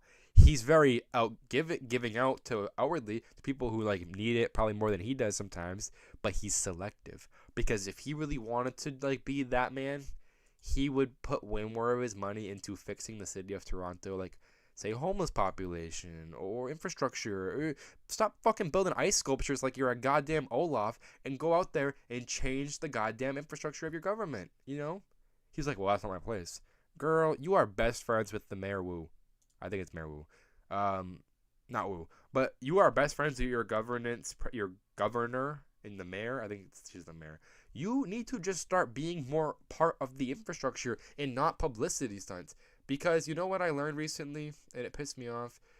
I guess I already knew this in the back of my head, but I don't want to admit that without knowing it fully.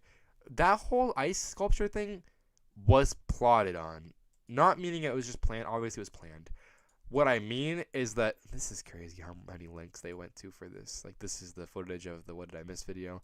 So the mayor even casually name drops the album. She goes, well, I think this is for the Iceman. And you know, to like kind of cover her ass as the person who had to destroy it. She goes, well, the people want Iceman. I want Iceman too. It'll be a fun summer. And her just saying that, dude, her just saying that, it's funny. She really did just like promote the album indirectly.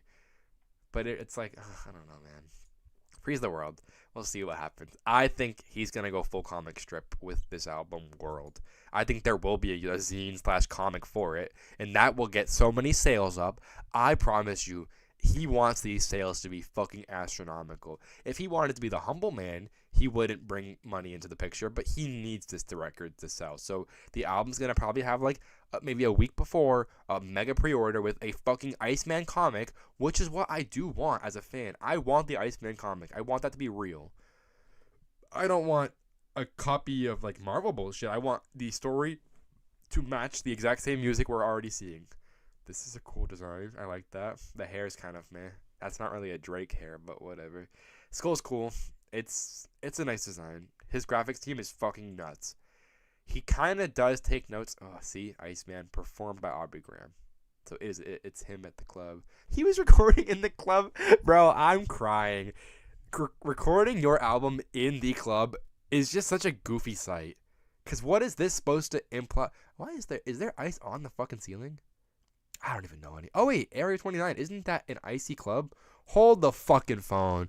This man went 20,000 leagues under the sea just to prove he was committed to the Iceman shtick, right? That's green. Maybe it's not alien. Maybe it's not what I thought it was. I thought it was an icy overlay. I guess that picture makes it look like it is, but it doesn't give off ice at all. What the hell is this shit? Yeah, it's just a club. It's just where strippers have fun. Love that for them. I don't know, dude. Don't know. Houston. Oh, go back. Because, like... Well, actually, someone made a good point to sidebar real fast. Because I know I was shitting on this earlier. Fuck, maybe Drake did give them the fucking PDFs or some shit just so they could... I don't know, dude. I don't know how these files got out if it's not something to do with Drake. And I don't want to publicize that company, but I also have to recognize this is weird that they got the files of the zine because no one else had the copy. So I think Drake sent it out to the fucking rap teams. That's what I was trying to say earlier with the goons and shit. This man wants the Goonies on his dick. Pause. That sounds so wrong. He really wants people to hear about it from any source that's not himself, right? Which is to say, the sculpture speaks for itself. It's not him at that announcing anything besides the streamer. The streamer was engaging it. He's making a giant scavenger hunt, right? He's making Easter eggs, real life events. Even if they're on your screen, they're still relevant to the real world. and he's making you dig for it, which is funny because I think the whole point of this album is to reveal shit that is not dug up yet. But we bring it back to this. He's young, he's on his own, out for a good time. He's also gay, and he's in more trouble than ever. Yeah, real Iceman of him. I think he just loves having something to look up to because he doesn't have a good father. That's what I think. Next, man, what do I make of this? Well, that's just coloring. He just picked a couple colors he liked in the crayon box because him and his son have been having so much fun. Apparently doing nitrous. Why do you have nitrous in your fucking system, bro? Iceman. I see the snow, and I think of you. Someone said some weird shit. What the fuck is in her eye? That shit looks so... Oh, it looks like cum. It looks like jizz, bro. I'm sorry. It looks like jizz. I don't know what that shot's from. This shot isn't the same as this, obviously. It's overlay. I don't know, man. I don't know anymore. He's at Buc-ee's. What the fuck are you wearing, my guy? Ugh, see, ever since he went to Texas, I'm like, what is happening to this man? He is having a midlife crisis.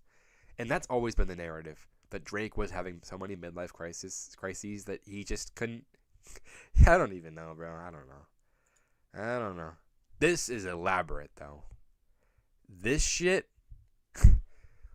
What the fuck are we talking about? I'm going to take one big slurp before I get into this because I am thirsty.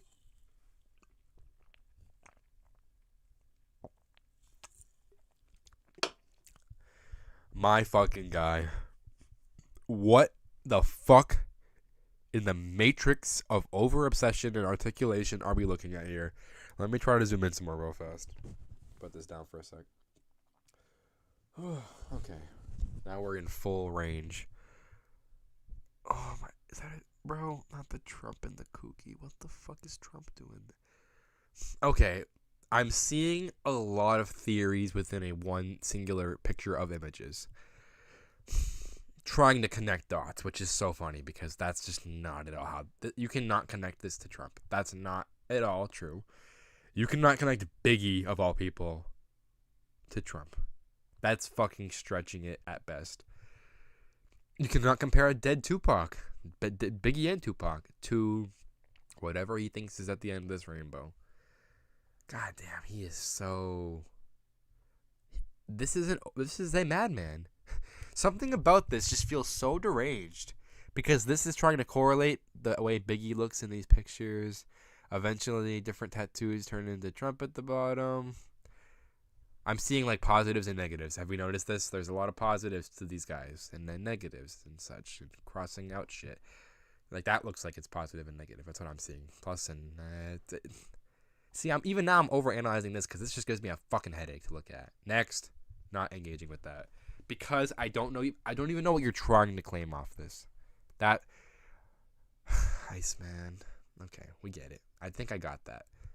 Is that supposed to be like, oh, those are like Swarovskis? See, I don't know who that girl is, but that's cool. I like how he likes ice. That's just like funny. Okay, I'm at my ranch, and I'm loving life because I'm in my 4,000 different ranches. Okay, cool. That's him with his guns for the What Did I Miss video shoot. What is this? This Iceman is so cool. That's funny. That's funny. It's funny that Drake has to put some of these like metaphorical things and shit into his own booklet of like, I'm so cool, I'm Iceman, so I'm so cool, like play on words and shit, like clever. He thinks it's all clever. What the hell, bro? I don't know who that is, but that's cool. Calico. So like, if there's one thing I haven't seen enough discourse on the internet about or like discussion about this, it is ultimately that the thing with this is people need to realize Drake has been laying this zine, right? Is Drake laying it all out for you? And I don't say that as if I have all the answers. I say that as if this whole thing that I've just been skimming through, like the newspaper as your 1980s father, just trying to get a little insight on the world. This is the aesthetic, right? This is you seeing Drake in his full in his performative full truth. This is a crazy shot. I have so much to talk about with this one. It's one of those like cool murals with like kind of West Coast influenced tattoos. He's really it's like you can see Slaughter Gang shit with the giant knife there. I love how fast he picked up the Atlanta shtick and said, "All right, well, since they're West Coast versus me, I'm gonna just go full Atlanta." It's like, did you need to do that? Like, no disrespect, did you need to go pick up 21 Savage and then make him your new Playdate fan?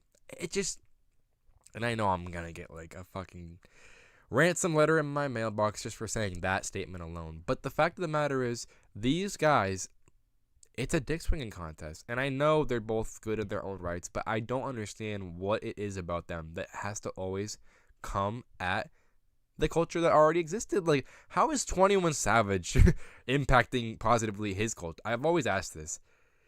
He says, and this isn't about the rap scheme, I want to make that very clear, but he just be saying shit like, she be in the toilet, so I guess she my bitch and she got another shit. It's like, what are you talking about? It's like 21 Savage for like actual rappers was the Drake of his own lane of Atlanta rappers. It's so funny. I don't know. I know for a fact, I've already said this before, I'm very certain that 21 loves the publicity that Drake put on him. And listen, 21 Savage makes some great songs. I don't want to downplay that. Fucking Nina off that album from 2024 with the Travis Scott feature. I love that Nina Simone feature. That shit is so cool. I think that's a great beat, and Travis Scott glides on that intro verse. Glides on it. Like the way Iceman should actually be gliding on his own fucking shit. But not the point. The point was, like, Her Loss it's an album. It clearly is like, well, I'm such a guy that, like, it's her loss. It's like it's the pride chipped, right? It's the chip pride. You know, the chips, the ice chips. There's so many things I can get into with that, but the pride is always chipped. The pride melts like the ice, and then ultimately the pride is unsustainable, right? So can you just drop the pride stick for once, Drake? Because your pride is so fucking annoying. And I say that just to bring this back to the point that I wish he would just get over himself. This old version of yourself, it needs to die. Iceman needs to kill off whoever the fuck Aubrey Graham was and rebuild this one fucking hilarious graphic design at a time. Also, has anyone talked about why the fuck the owl is in the horse's torso? I am not going to jump to conclusions. This shit better not be AI. I am not jumping at anything. I see a wing there. That's kind of cool. So maybe it's like there's a winged horse. That's possible. Again, it's not making too much sense. I know it doesn't have to be realistic, but like, really, what the fuck am I looking at? Because I'm sorry, some of these just look like D tier, like drunk tattoos that you get when you're really off the fucking Hennessy. And I know he knows all about that too, because you've seen his fuck ass tats that he covers them up, and I'm like, bro, covering it up with another blame ass tattoo, bitch, just get them surgically removed, because your tattoos do not make you harder. And I've always said that Drake used to not have tattoos, right? Drake used to have innocence. Drake used to have innocence. Where the fuck did that go? The pride got in the way of the human beneath this fuck ass shell of a torso that is Drake. How do you feel? That's my thoughts. That is how I feel. Thanks for the therapy question. Oh, go back. That one is just from the video. We know this already. Just like showing, well, this was me making Iceman. This was me saying, what did I miss? Please don't put that song on the album. It's a good song, but I want a whole new album. No singles. No bullshit. Please just do not put some duds on there. Like, could be so many other singles instead of putting them for a filler bloated project, because I want a project that is just straight to business. This man has been so tap dancing on his own questions that's like, you have the fucking capacity to speak up for yourself. Please, goddamn. The Secret Teaching of Music. I know for a fact he did not fucking read whatever this is telling him about, because he can be a book reader, he can be a nice little doodler, whatever the fuck that's supposed to be, but I don't think at the end of the day that proves you to be a good lyricist. You have ghostwriters, bitch. That means you are not as talented as you might say you are. Sure, you put them in a room together and you danced all night apparently, but you just don't fucking have the work. Like, I'm sorry, the team is making this Drake concept. It's not even, I don't know, bro. Is that Vibes Cartel a free man? That's cool. Jamaica, yeah, that's Vibes Cartel. Vibes Cartel is a fucking amazing Jamaican artist.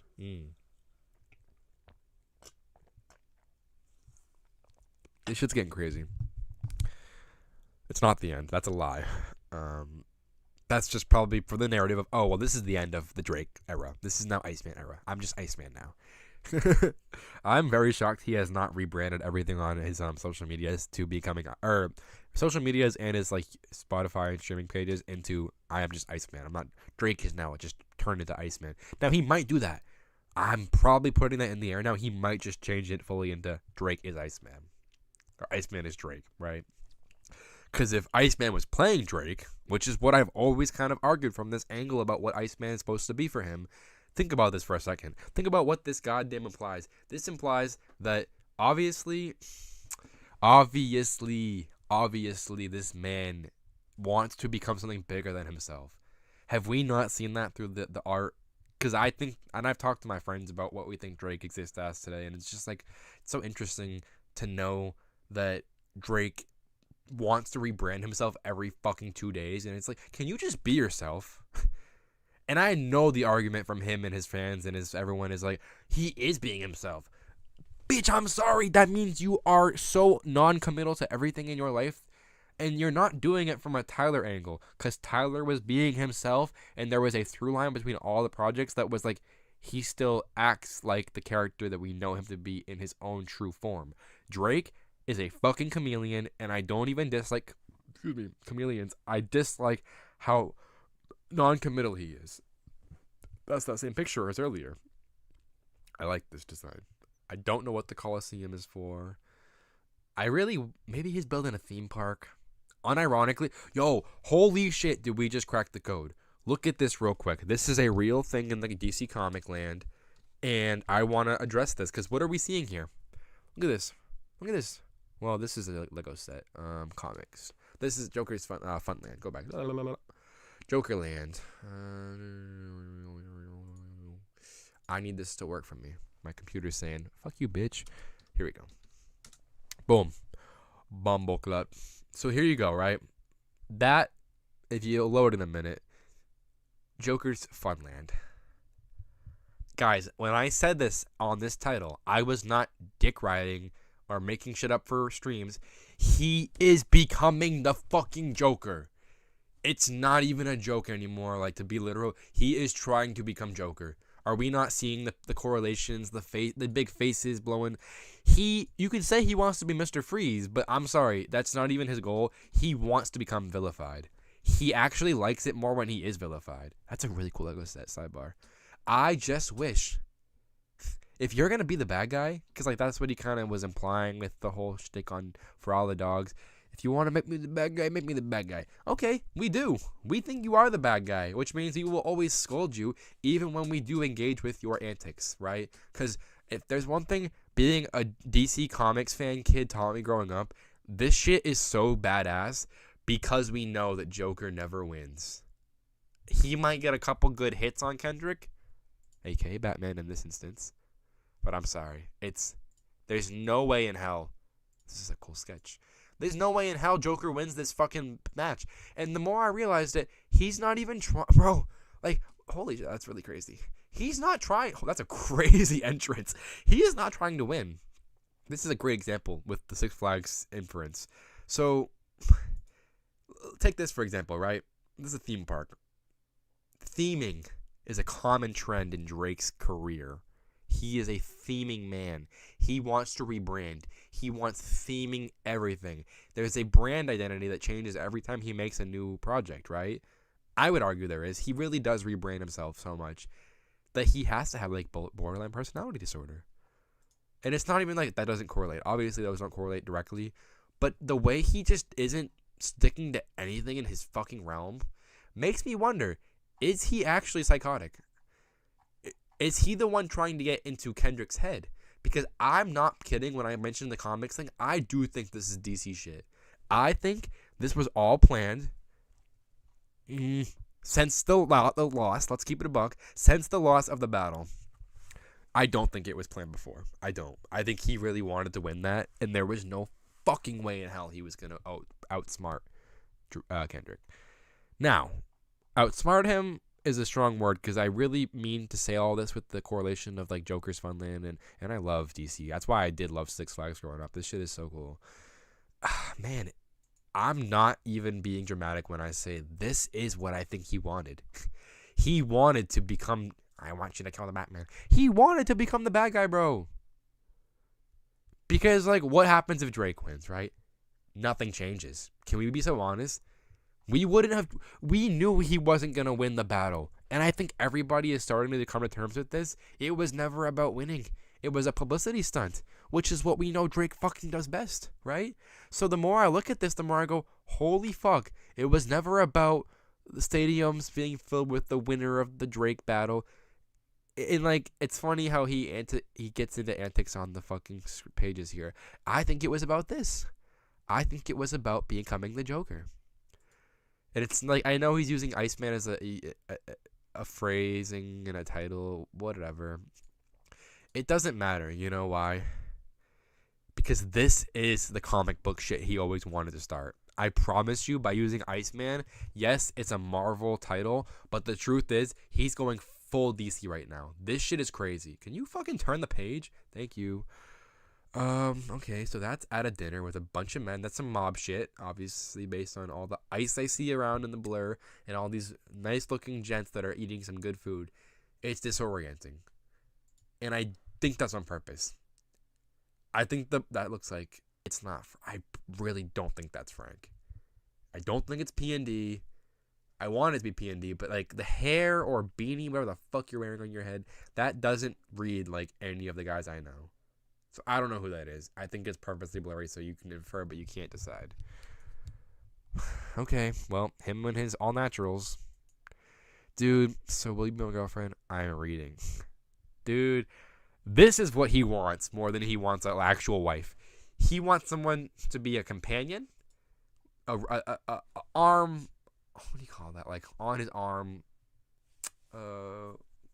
Escort. He wants escorts.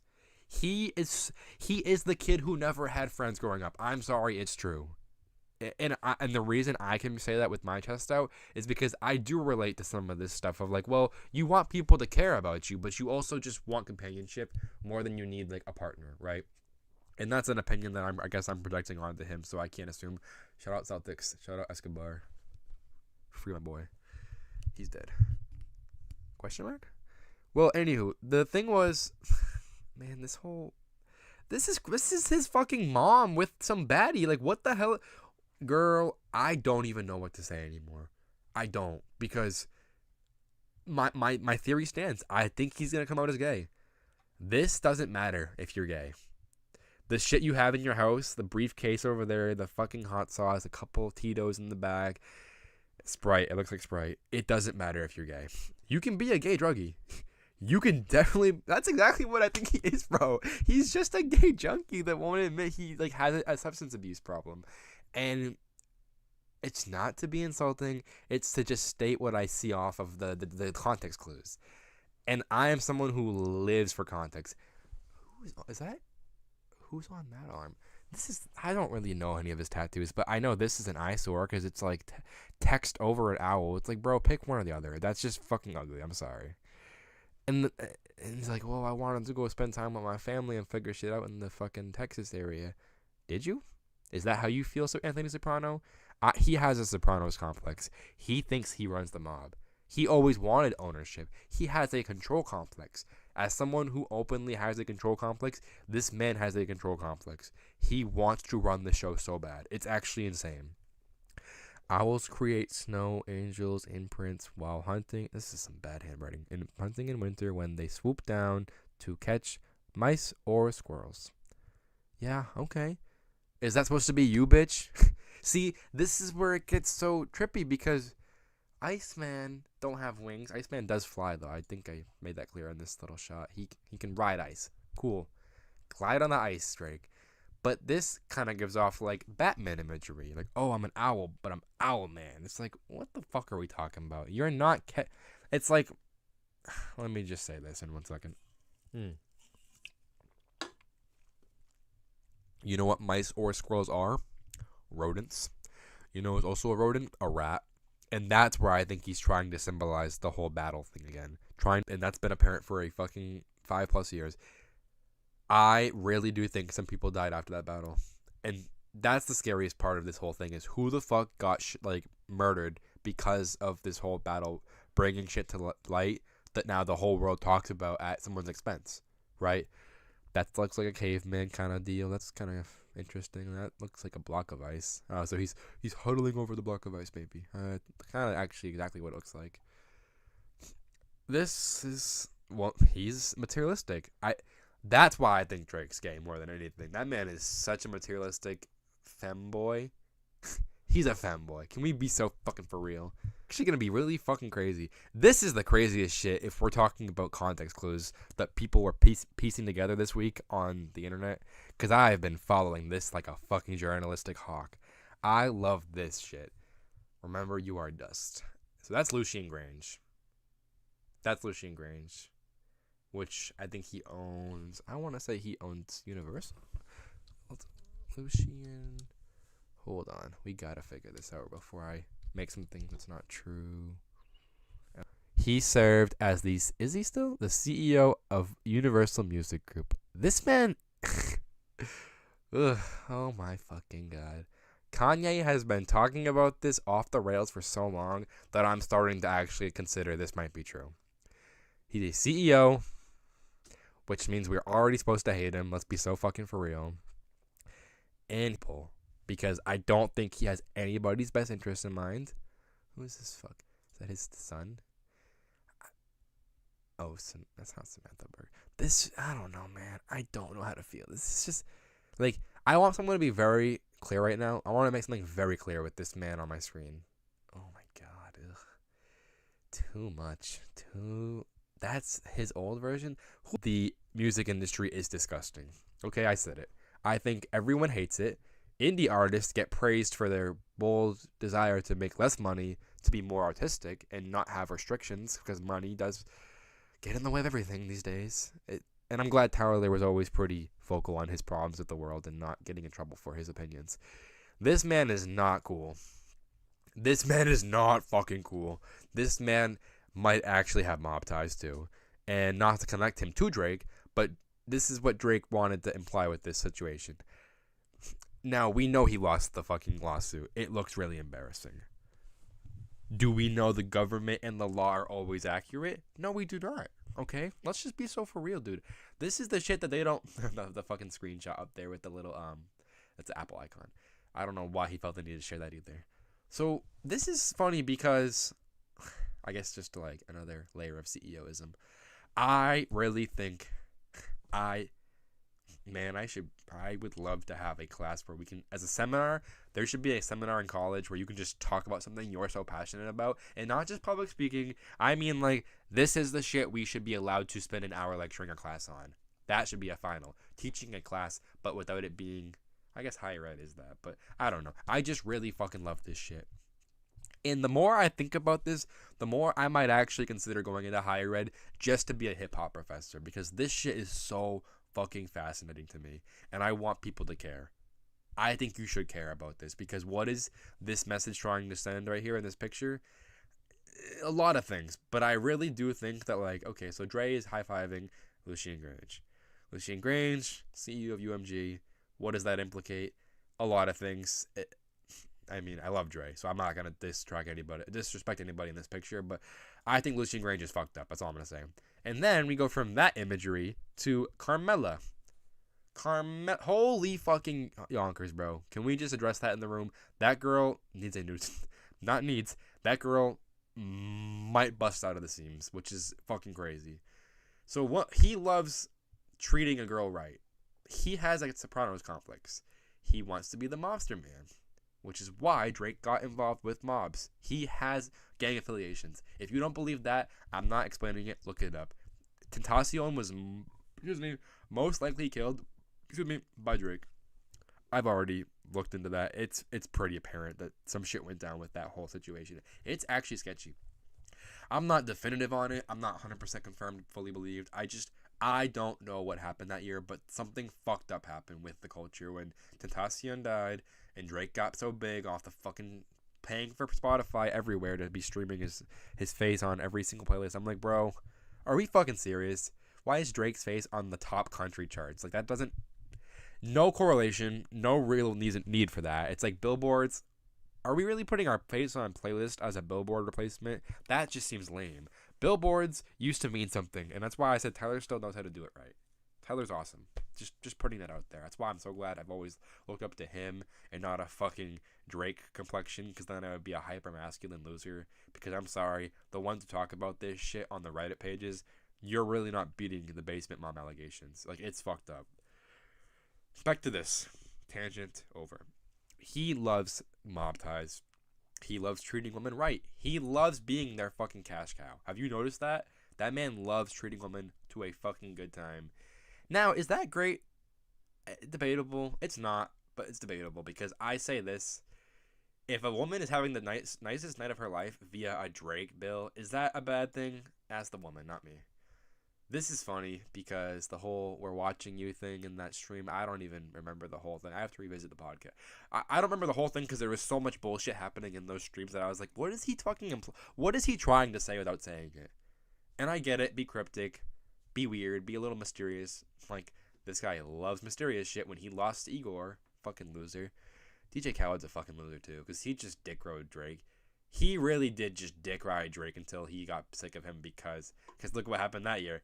Those two Drake songs, they did not come out. That album, I don't think it even did come out. It just, he's a cuck. He's an academics level cuck. Khaled just rode Drake's dick because he knew it was good for streams. That was embarrassing. I'm sorry. National Treasures. That's a song, presumably on the album. Okay, now we're getting somewhere. That's just him. This is fucking weird, bro. Like, this picture just screams, ah! It's just weird. I don't know. It's worship. It's worship material. It's like, I think I am a superhero. And you know, for hip-hop, you kind of are, but you're also the villain, so what do you make of that, too? Those are beautiful. Those are some Chrome Hearts shit. Those are emblazoned with fucking diamonds. God damn, those are sick. He's got, oh my god, these links are fucking extra. What is that, Texas? Is it two Texas chains and a UK chain, because you know what happened, right? London culture. Okay, bro, we get it. Hello Kitty, my ass. This is where people think he's gay. This shit, you're not beating gay allegations when you post this shit on your zine.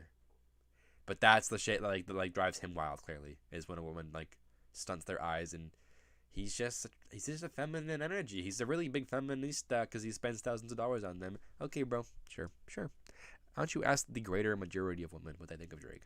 That's my question always. And then he goes, well, have I taken every woman out to dinner? It's like, well, you try. You certainly try. All right, Iceman, more Iceman. Don't even know what car that is, but that is clean. It's a McLaren. All right, we going blue this summer. That's a terrible statement to make, but this is where I'm intrigued. All the dials. This is on some sort of old motor system. It's cool. It's probably an instrument. Okay, well, we're not on Drake mode anymore. We are in Iceman mode. What the fuck is Iceman mode? What could he possibly say under the Iceman label that Drake would never have the courage to say? I always ask that. I don't know who this guy is. I probably should. Probably someone affiliated with him. He loves promoting violence. I don't know why. Probably from the broken home. That's Drake. Let's go back. That little nerdy fuck, because that's just adorable nerdy fuck Drake. Zoom in, bitch. Bitch, zoom in. That is Drake.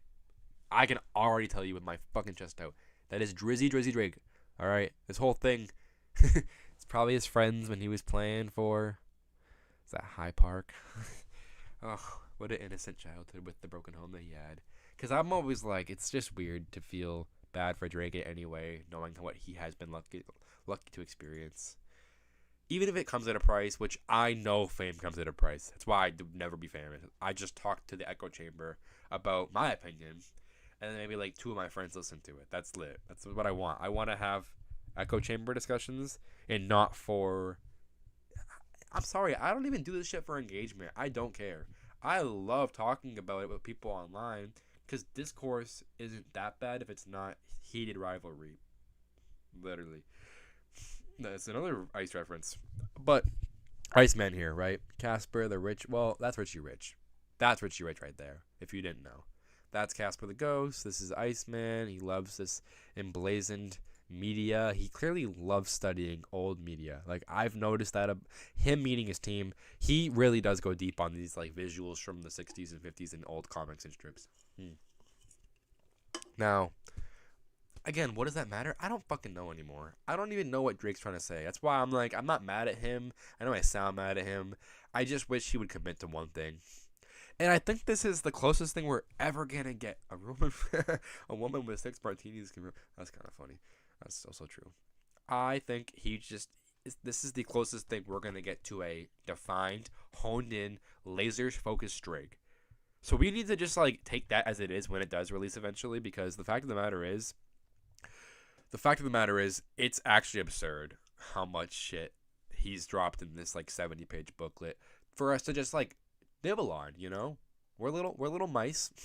He's giving us a little bit of cheese. Ice is the cheese, pretty much. He's saying, "Eat my cheese." Pause. He said, "What the fuck is this shit, bro? Old phones, wires tapped in, and a couple. Is this fucking vitamin water? Bitch, what are we talking about?" I guess this is just like his old setup. I don't even know. Those are old iPods. I don't know, man. In my opinion, women are angels. Okay, bro. Shut Up and Love Me by Karen Finley. See, he worships women. I don't know how to feel about this whole thing. It documents research, ideas, and early explorations around pitch concepts, raw directions, and See, these words do matter. Raw directions, instinctive visual experiments. This copy is free, not as a product.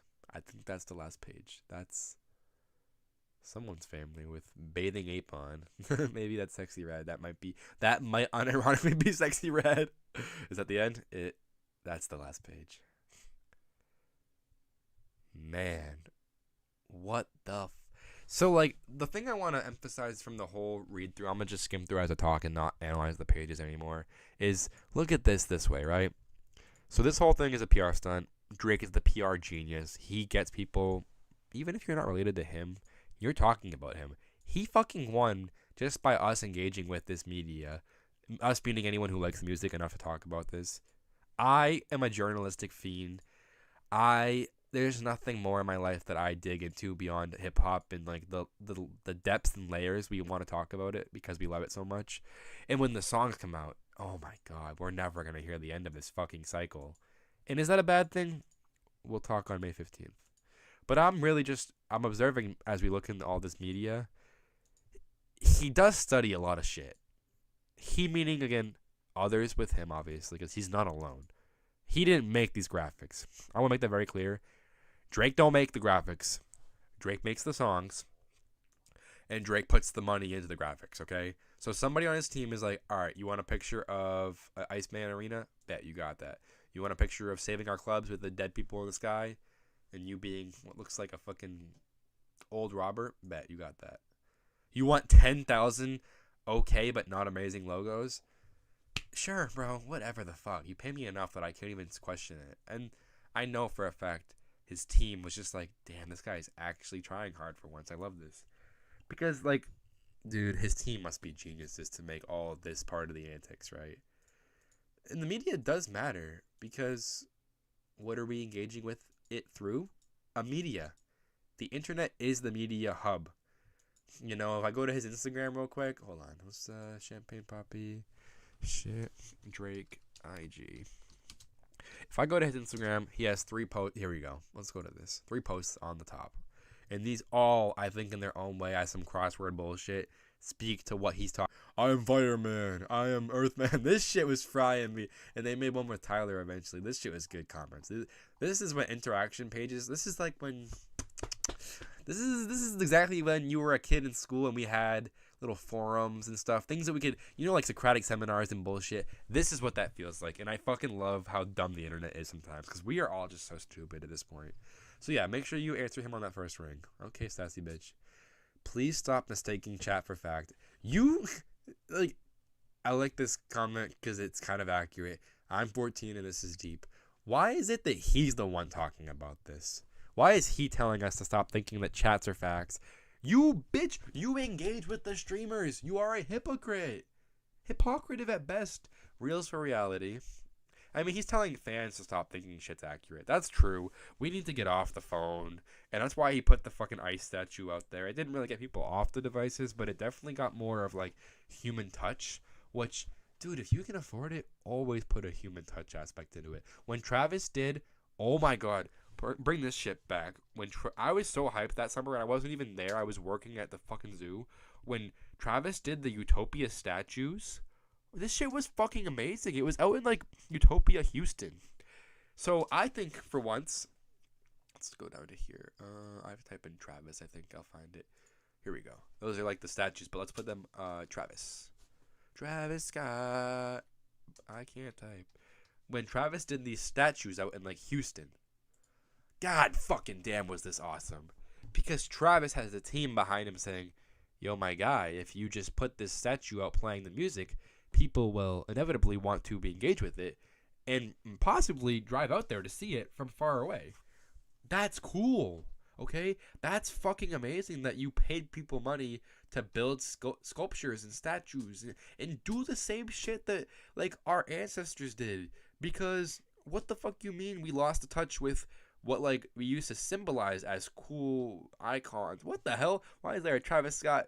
That's so fucking funny. That's actually a really cool model. I'm gonna be so for real. That's a cool graphic. So I love this shit. Travis Scott has always been at the forefront of that part of the culture, which is this man is really good at like touching base with different cultures, combining them into his sound, and bringing the world together without it being like this or that. Now, he's also problematic in his own rights. We all can admit that because that fucking. I will not let that die because it was fucked up what happened. The fact that those people died at the fucking stadium, I know that weighs heavy on his conscience, but part of me thinks he doesn't really show that in his appearance. No, what's the better word? His outward facing appearance, because that's gotta be. It's just like, my guy, that was the fucking sculpture. Did they design it? I've always loved being a student. There we go. Here we go. Experiential activations, 3D printing and sculpt. This is everything they did for it. This is a company that made this for him. Damn, that looks so fucking cool. In the middle of the fucking woods. Bro, I love this. Travis Scott's Utopia album release campaign included 24-inch tall. Wait. I can't. Wait a fucking minute. Are these feet? Yeah, those are feet. I'm a dumbass. That's feet. I keep mixing up the feet and the inches. So, 24 feet tall totems popping up throughout the country in Utopia, Texas, Nike's campus in Beaverton, Oregon, and eventually heading out on the concert tour. Now, speak for yourself. I never saw them on tour. Oh my fucking god. They made all of these? Yo, I love these. I love that he was obsessed with, like, totems and things of our history. He really did dig deep to make a cultural impact. We're saying for 1 minute. And just address this. I love this album. I love the antics behind it. I love that like it was a whole hub of culture when it came out. He spent 5 fucking years perfecting it. Yeah, it was cool. It took 5 years to come out even after the controversy. So I don't know. I wish people would recognize the things that we do outwardly facing are so important to just the staying power. That album was so sick. So I'm a big fan of this album, and I think that for once in his life, Drake stopped acting like he knew everything, because let's be so for real, that man is always acting like a know-it-all, and takes one to know one. I wish he would get off that. This is cool too, the artwork design. You weren't insane, bro. They were actually inspired. Like, that shit was so cool. You're not insane. See? He been wearing the Inuit glasses. But everybody was so... That's why Reddit's kind of amazing, but also like, does it suck? It kind of does. Those are cool too, but the little figurines. I don't know, man. Travis Scott just needs to please drop around the same time as this Drake album. If we get Drake and Travis, okay, culturally it might be 2016 again. We had a terrible year so far, but I really do think this is the way to go. I do. I say all this because Travis knows how to fucking control his fan base really well. And yeah, it is control. He brings them into a world. That is controlling. It is alluring. And just like Tyler does, it fucking works. World building is so more important with marketing in mind than just being a guy going, I dropped an album. Here's a picture of my dog. Out now. Or this fucking joke of a sentiment. I like this one though. I did like this on Instagram. Here is something you can all criticize and pretend does not make you feel better than everything. Because that's what I actually do agree with. People do feel better than other shit. You know, comparison is the thief of joy. When you start going on social media, bitch, you start comparing yourself to everything. That's why I deleted my shit and restarted from nothing. Because I'm so off this train. Internet is getting boring. That's why Drake went to fucking Toronto for this shit. So I've spoken so much that but it's passion. I hope I come across as passionate, and I hope what I'm saying about the comic thing makes sense. I do want to elaborate more on a video of this. Look at the sentiment of what the Iceman stands for to Drake in this context, because I start taking myself out of the equation, and it's so healthy because it helps you look at things differently. Because I don't have a bias at this point. I really don't. I'm starting to get more objective on these things. It's nice to look at things objectively, especially if you can strip your ego for a minute. Iceman is a young but relentless and stuck in his ways man who gets powers, rapping in this comparison, and he learns about the world via his own talents. He also has to grow up eventually. When he grows up, he becomes the straight version of himself. But in that 40 issue I mentioned, the reissue, they brought it back and said, oh, well, he's actually really fucking gay if you look at it. We had to make him gay because he just was so obsessed with women that it only made sense to make him gay. And I wish Metro Boomin did this shit, bro, and we need to keep doing it. And this is the thing I wanted to connect this to. Metro made a comic. Does anybody even know about this, bro? Because no one talks about this whatsoever. Metroverse is a fucking comic directly made by Metro Boomin. Now, I think there's only one issue out right now. Or two? Is there two? Store. There's three. Is that an art poster? That's an art poster. There is 2 issues out. And I'm really hyped that he did this. This is creative. And this shit matters because Metro Boomin fucking rocks, bro. Metro Boomin wants some more. Yes, I do. I want some more of this. I want you to bring back... I love this, bro. I love it. I love physical media. I'm a fucking nerd, bro. This is a cool concept. So the bad guy in this Metroverse is the media. It's the industry. It is the industry. So he's fighting against the industry with people that are in his world. And I mean, I haven't read the second one, so I can't speak on it. But I know the first one. I have it in my house. It's so fucking cool. I love comic. Oh, there's a second pin with it too. Dude, we're making pins again. That's the cool. Each bundle comes with a comic, a pin, and 1 art print. That's what I'm talking about. That's the print of it. It's only, well, there's 200 left. That's a lot. But I might consider copying eventually. I don't know, bro. I just even the shirt is sick. What do you mean Metro Boomin up against the world in this fucking fictional world? This is just crazy cool. I fuck with this shit heavy. Zoom in, bitch. This shirt is a cool design, and if there's one thing I really get nerdy over, it's design. That's why Travis Scott's always been really good at making designs with his team. It's a weird aesthetic, but it does attract an audience of people that I always say Travis and Tyler are the same fucking model of really cool creatives.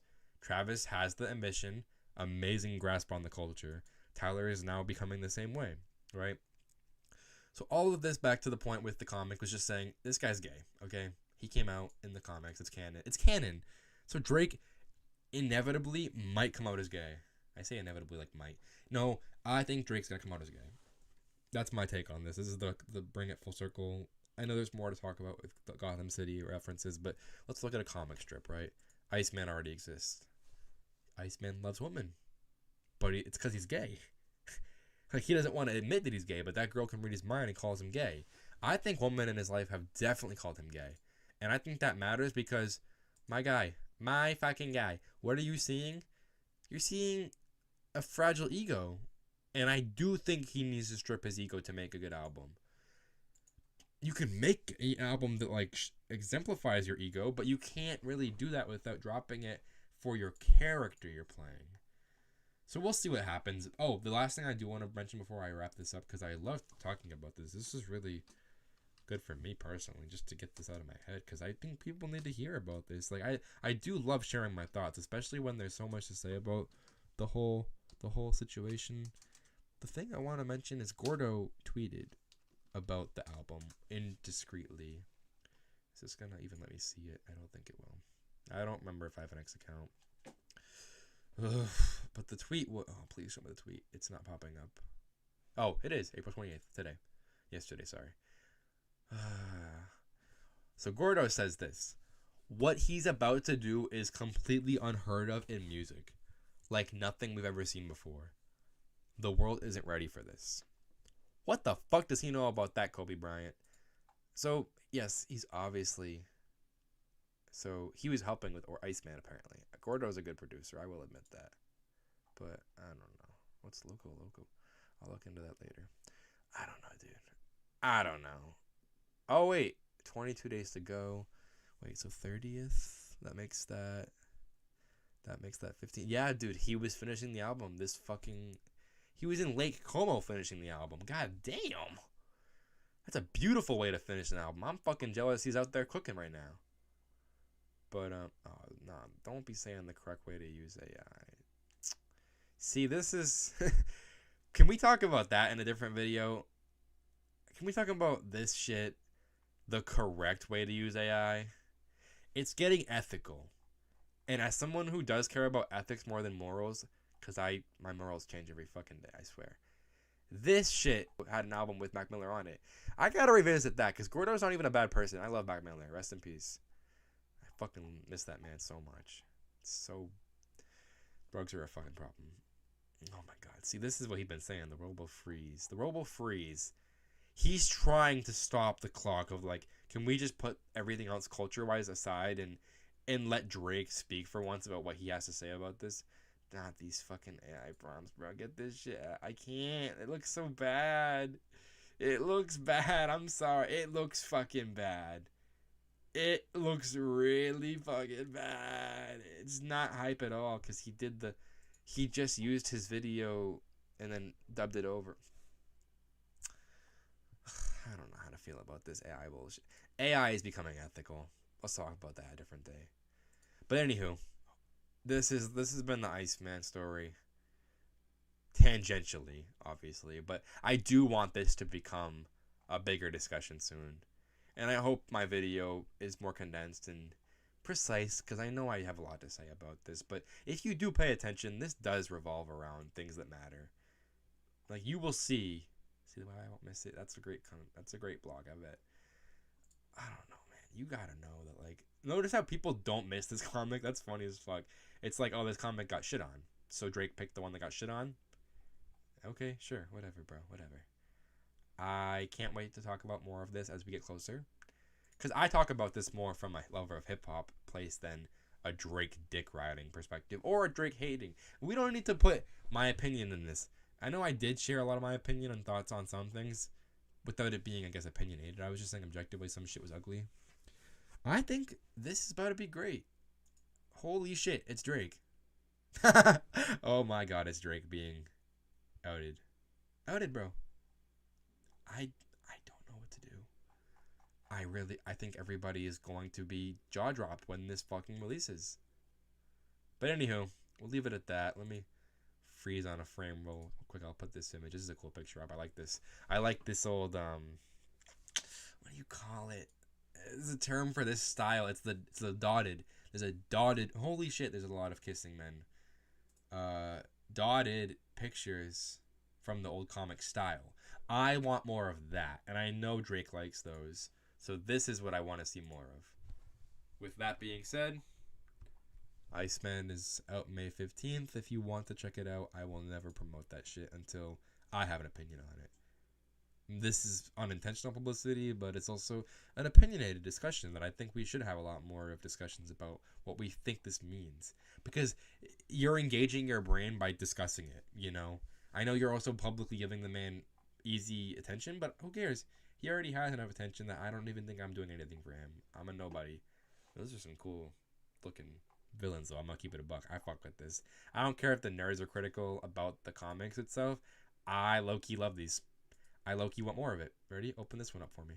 Open this one up. Open this one up, please. Open this one up. I want to see that in the full tab.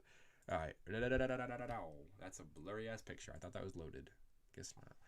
I like this one. That's a cool one. That's Here you go. Marvel gay voices. Iceman made the cut. I really do think Drake might come out. It only adds up based on what he's been indiscreetly pointing fingers at. You can admire women. The womanizer shit, we know. You can also be gay. It's okay. Like, that's his reclamation to, like, whatever it is he thinks he has power over. So, with that being said, I'm going to just end the stream there. Do I even know how to end the stream? I'll figure this out. Catch me in the next one. I'm going to talk more often because this is therapeutic for me. I love this.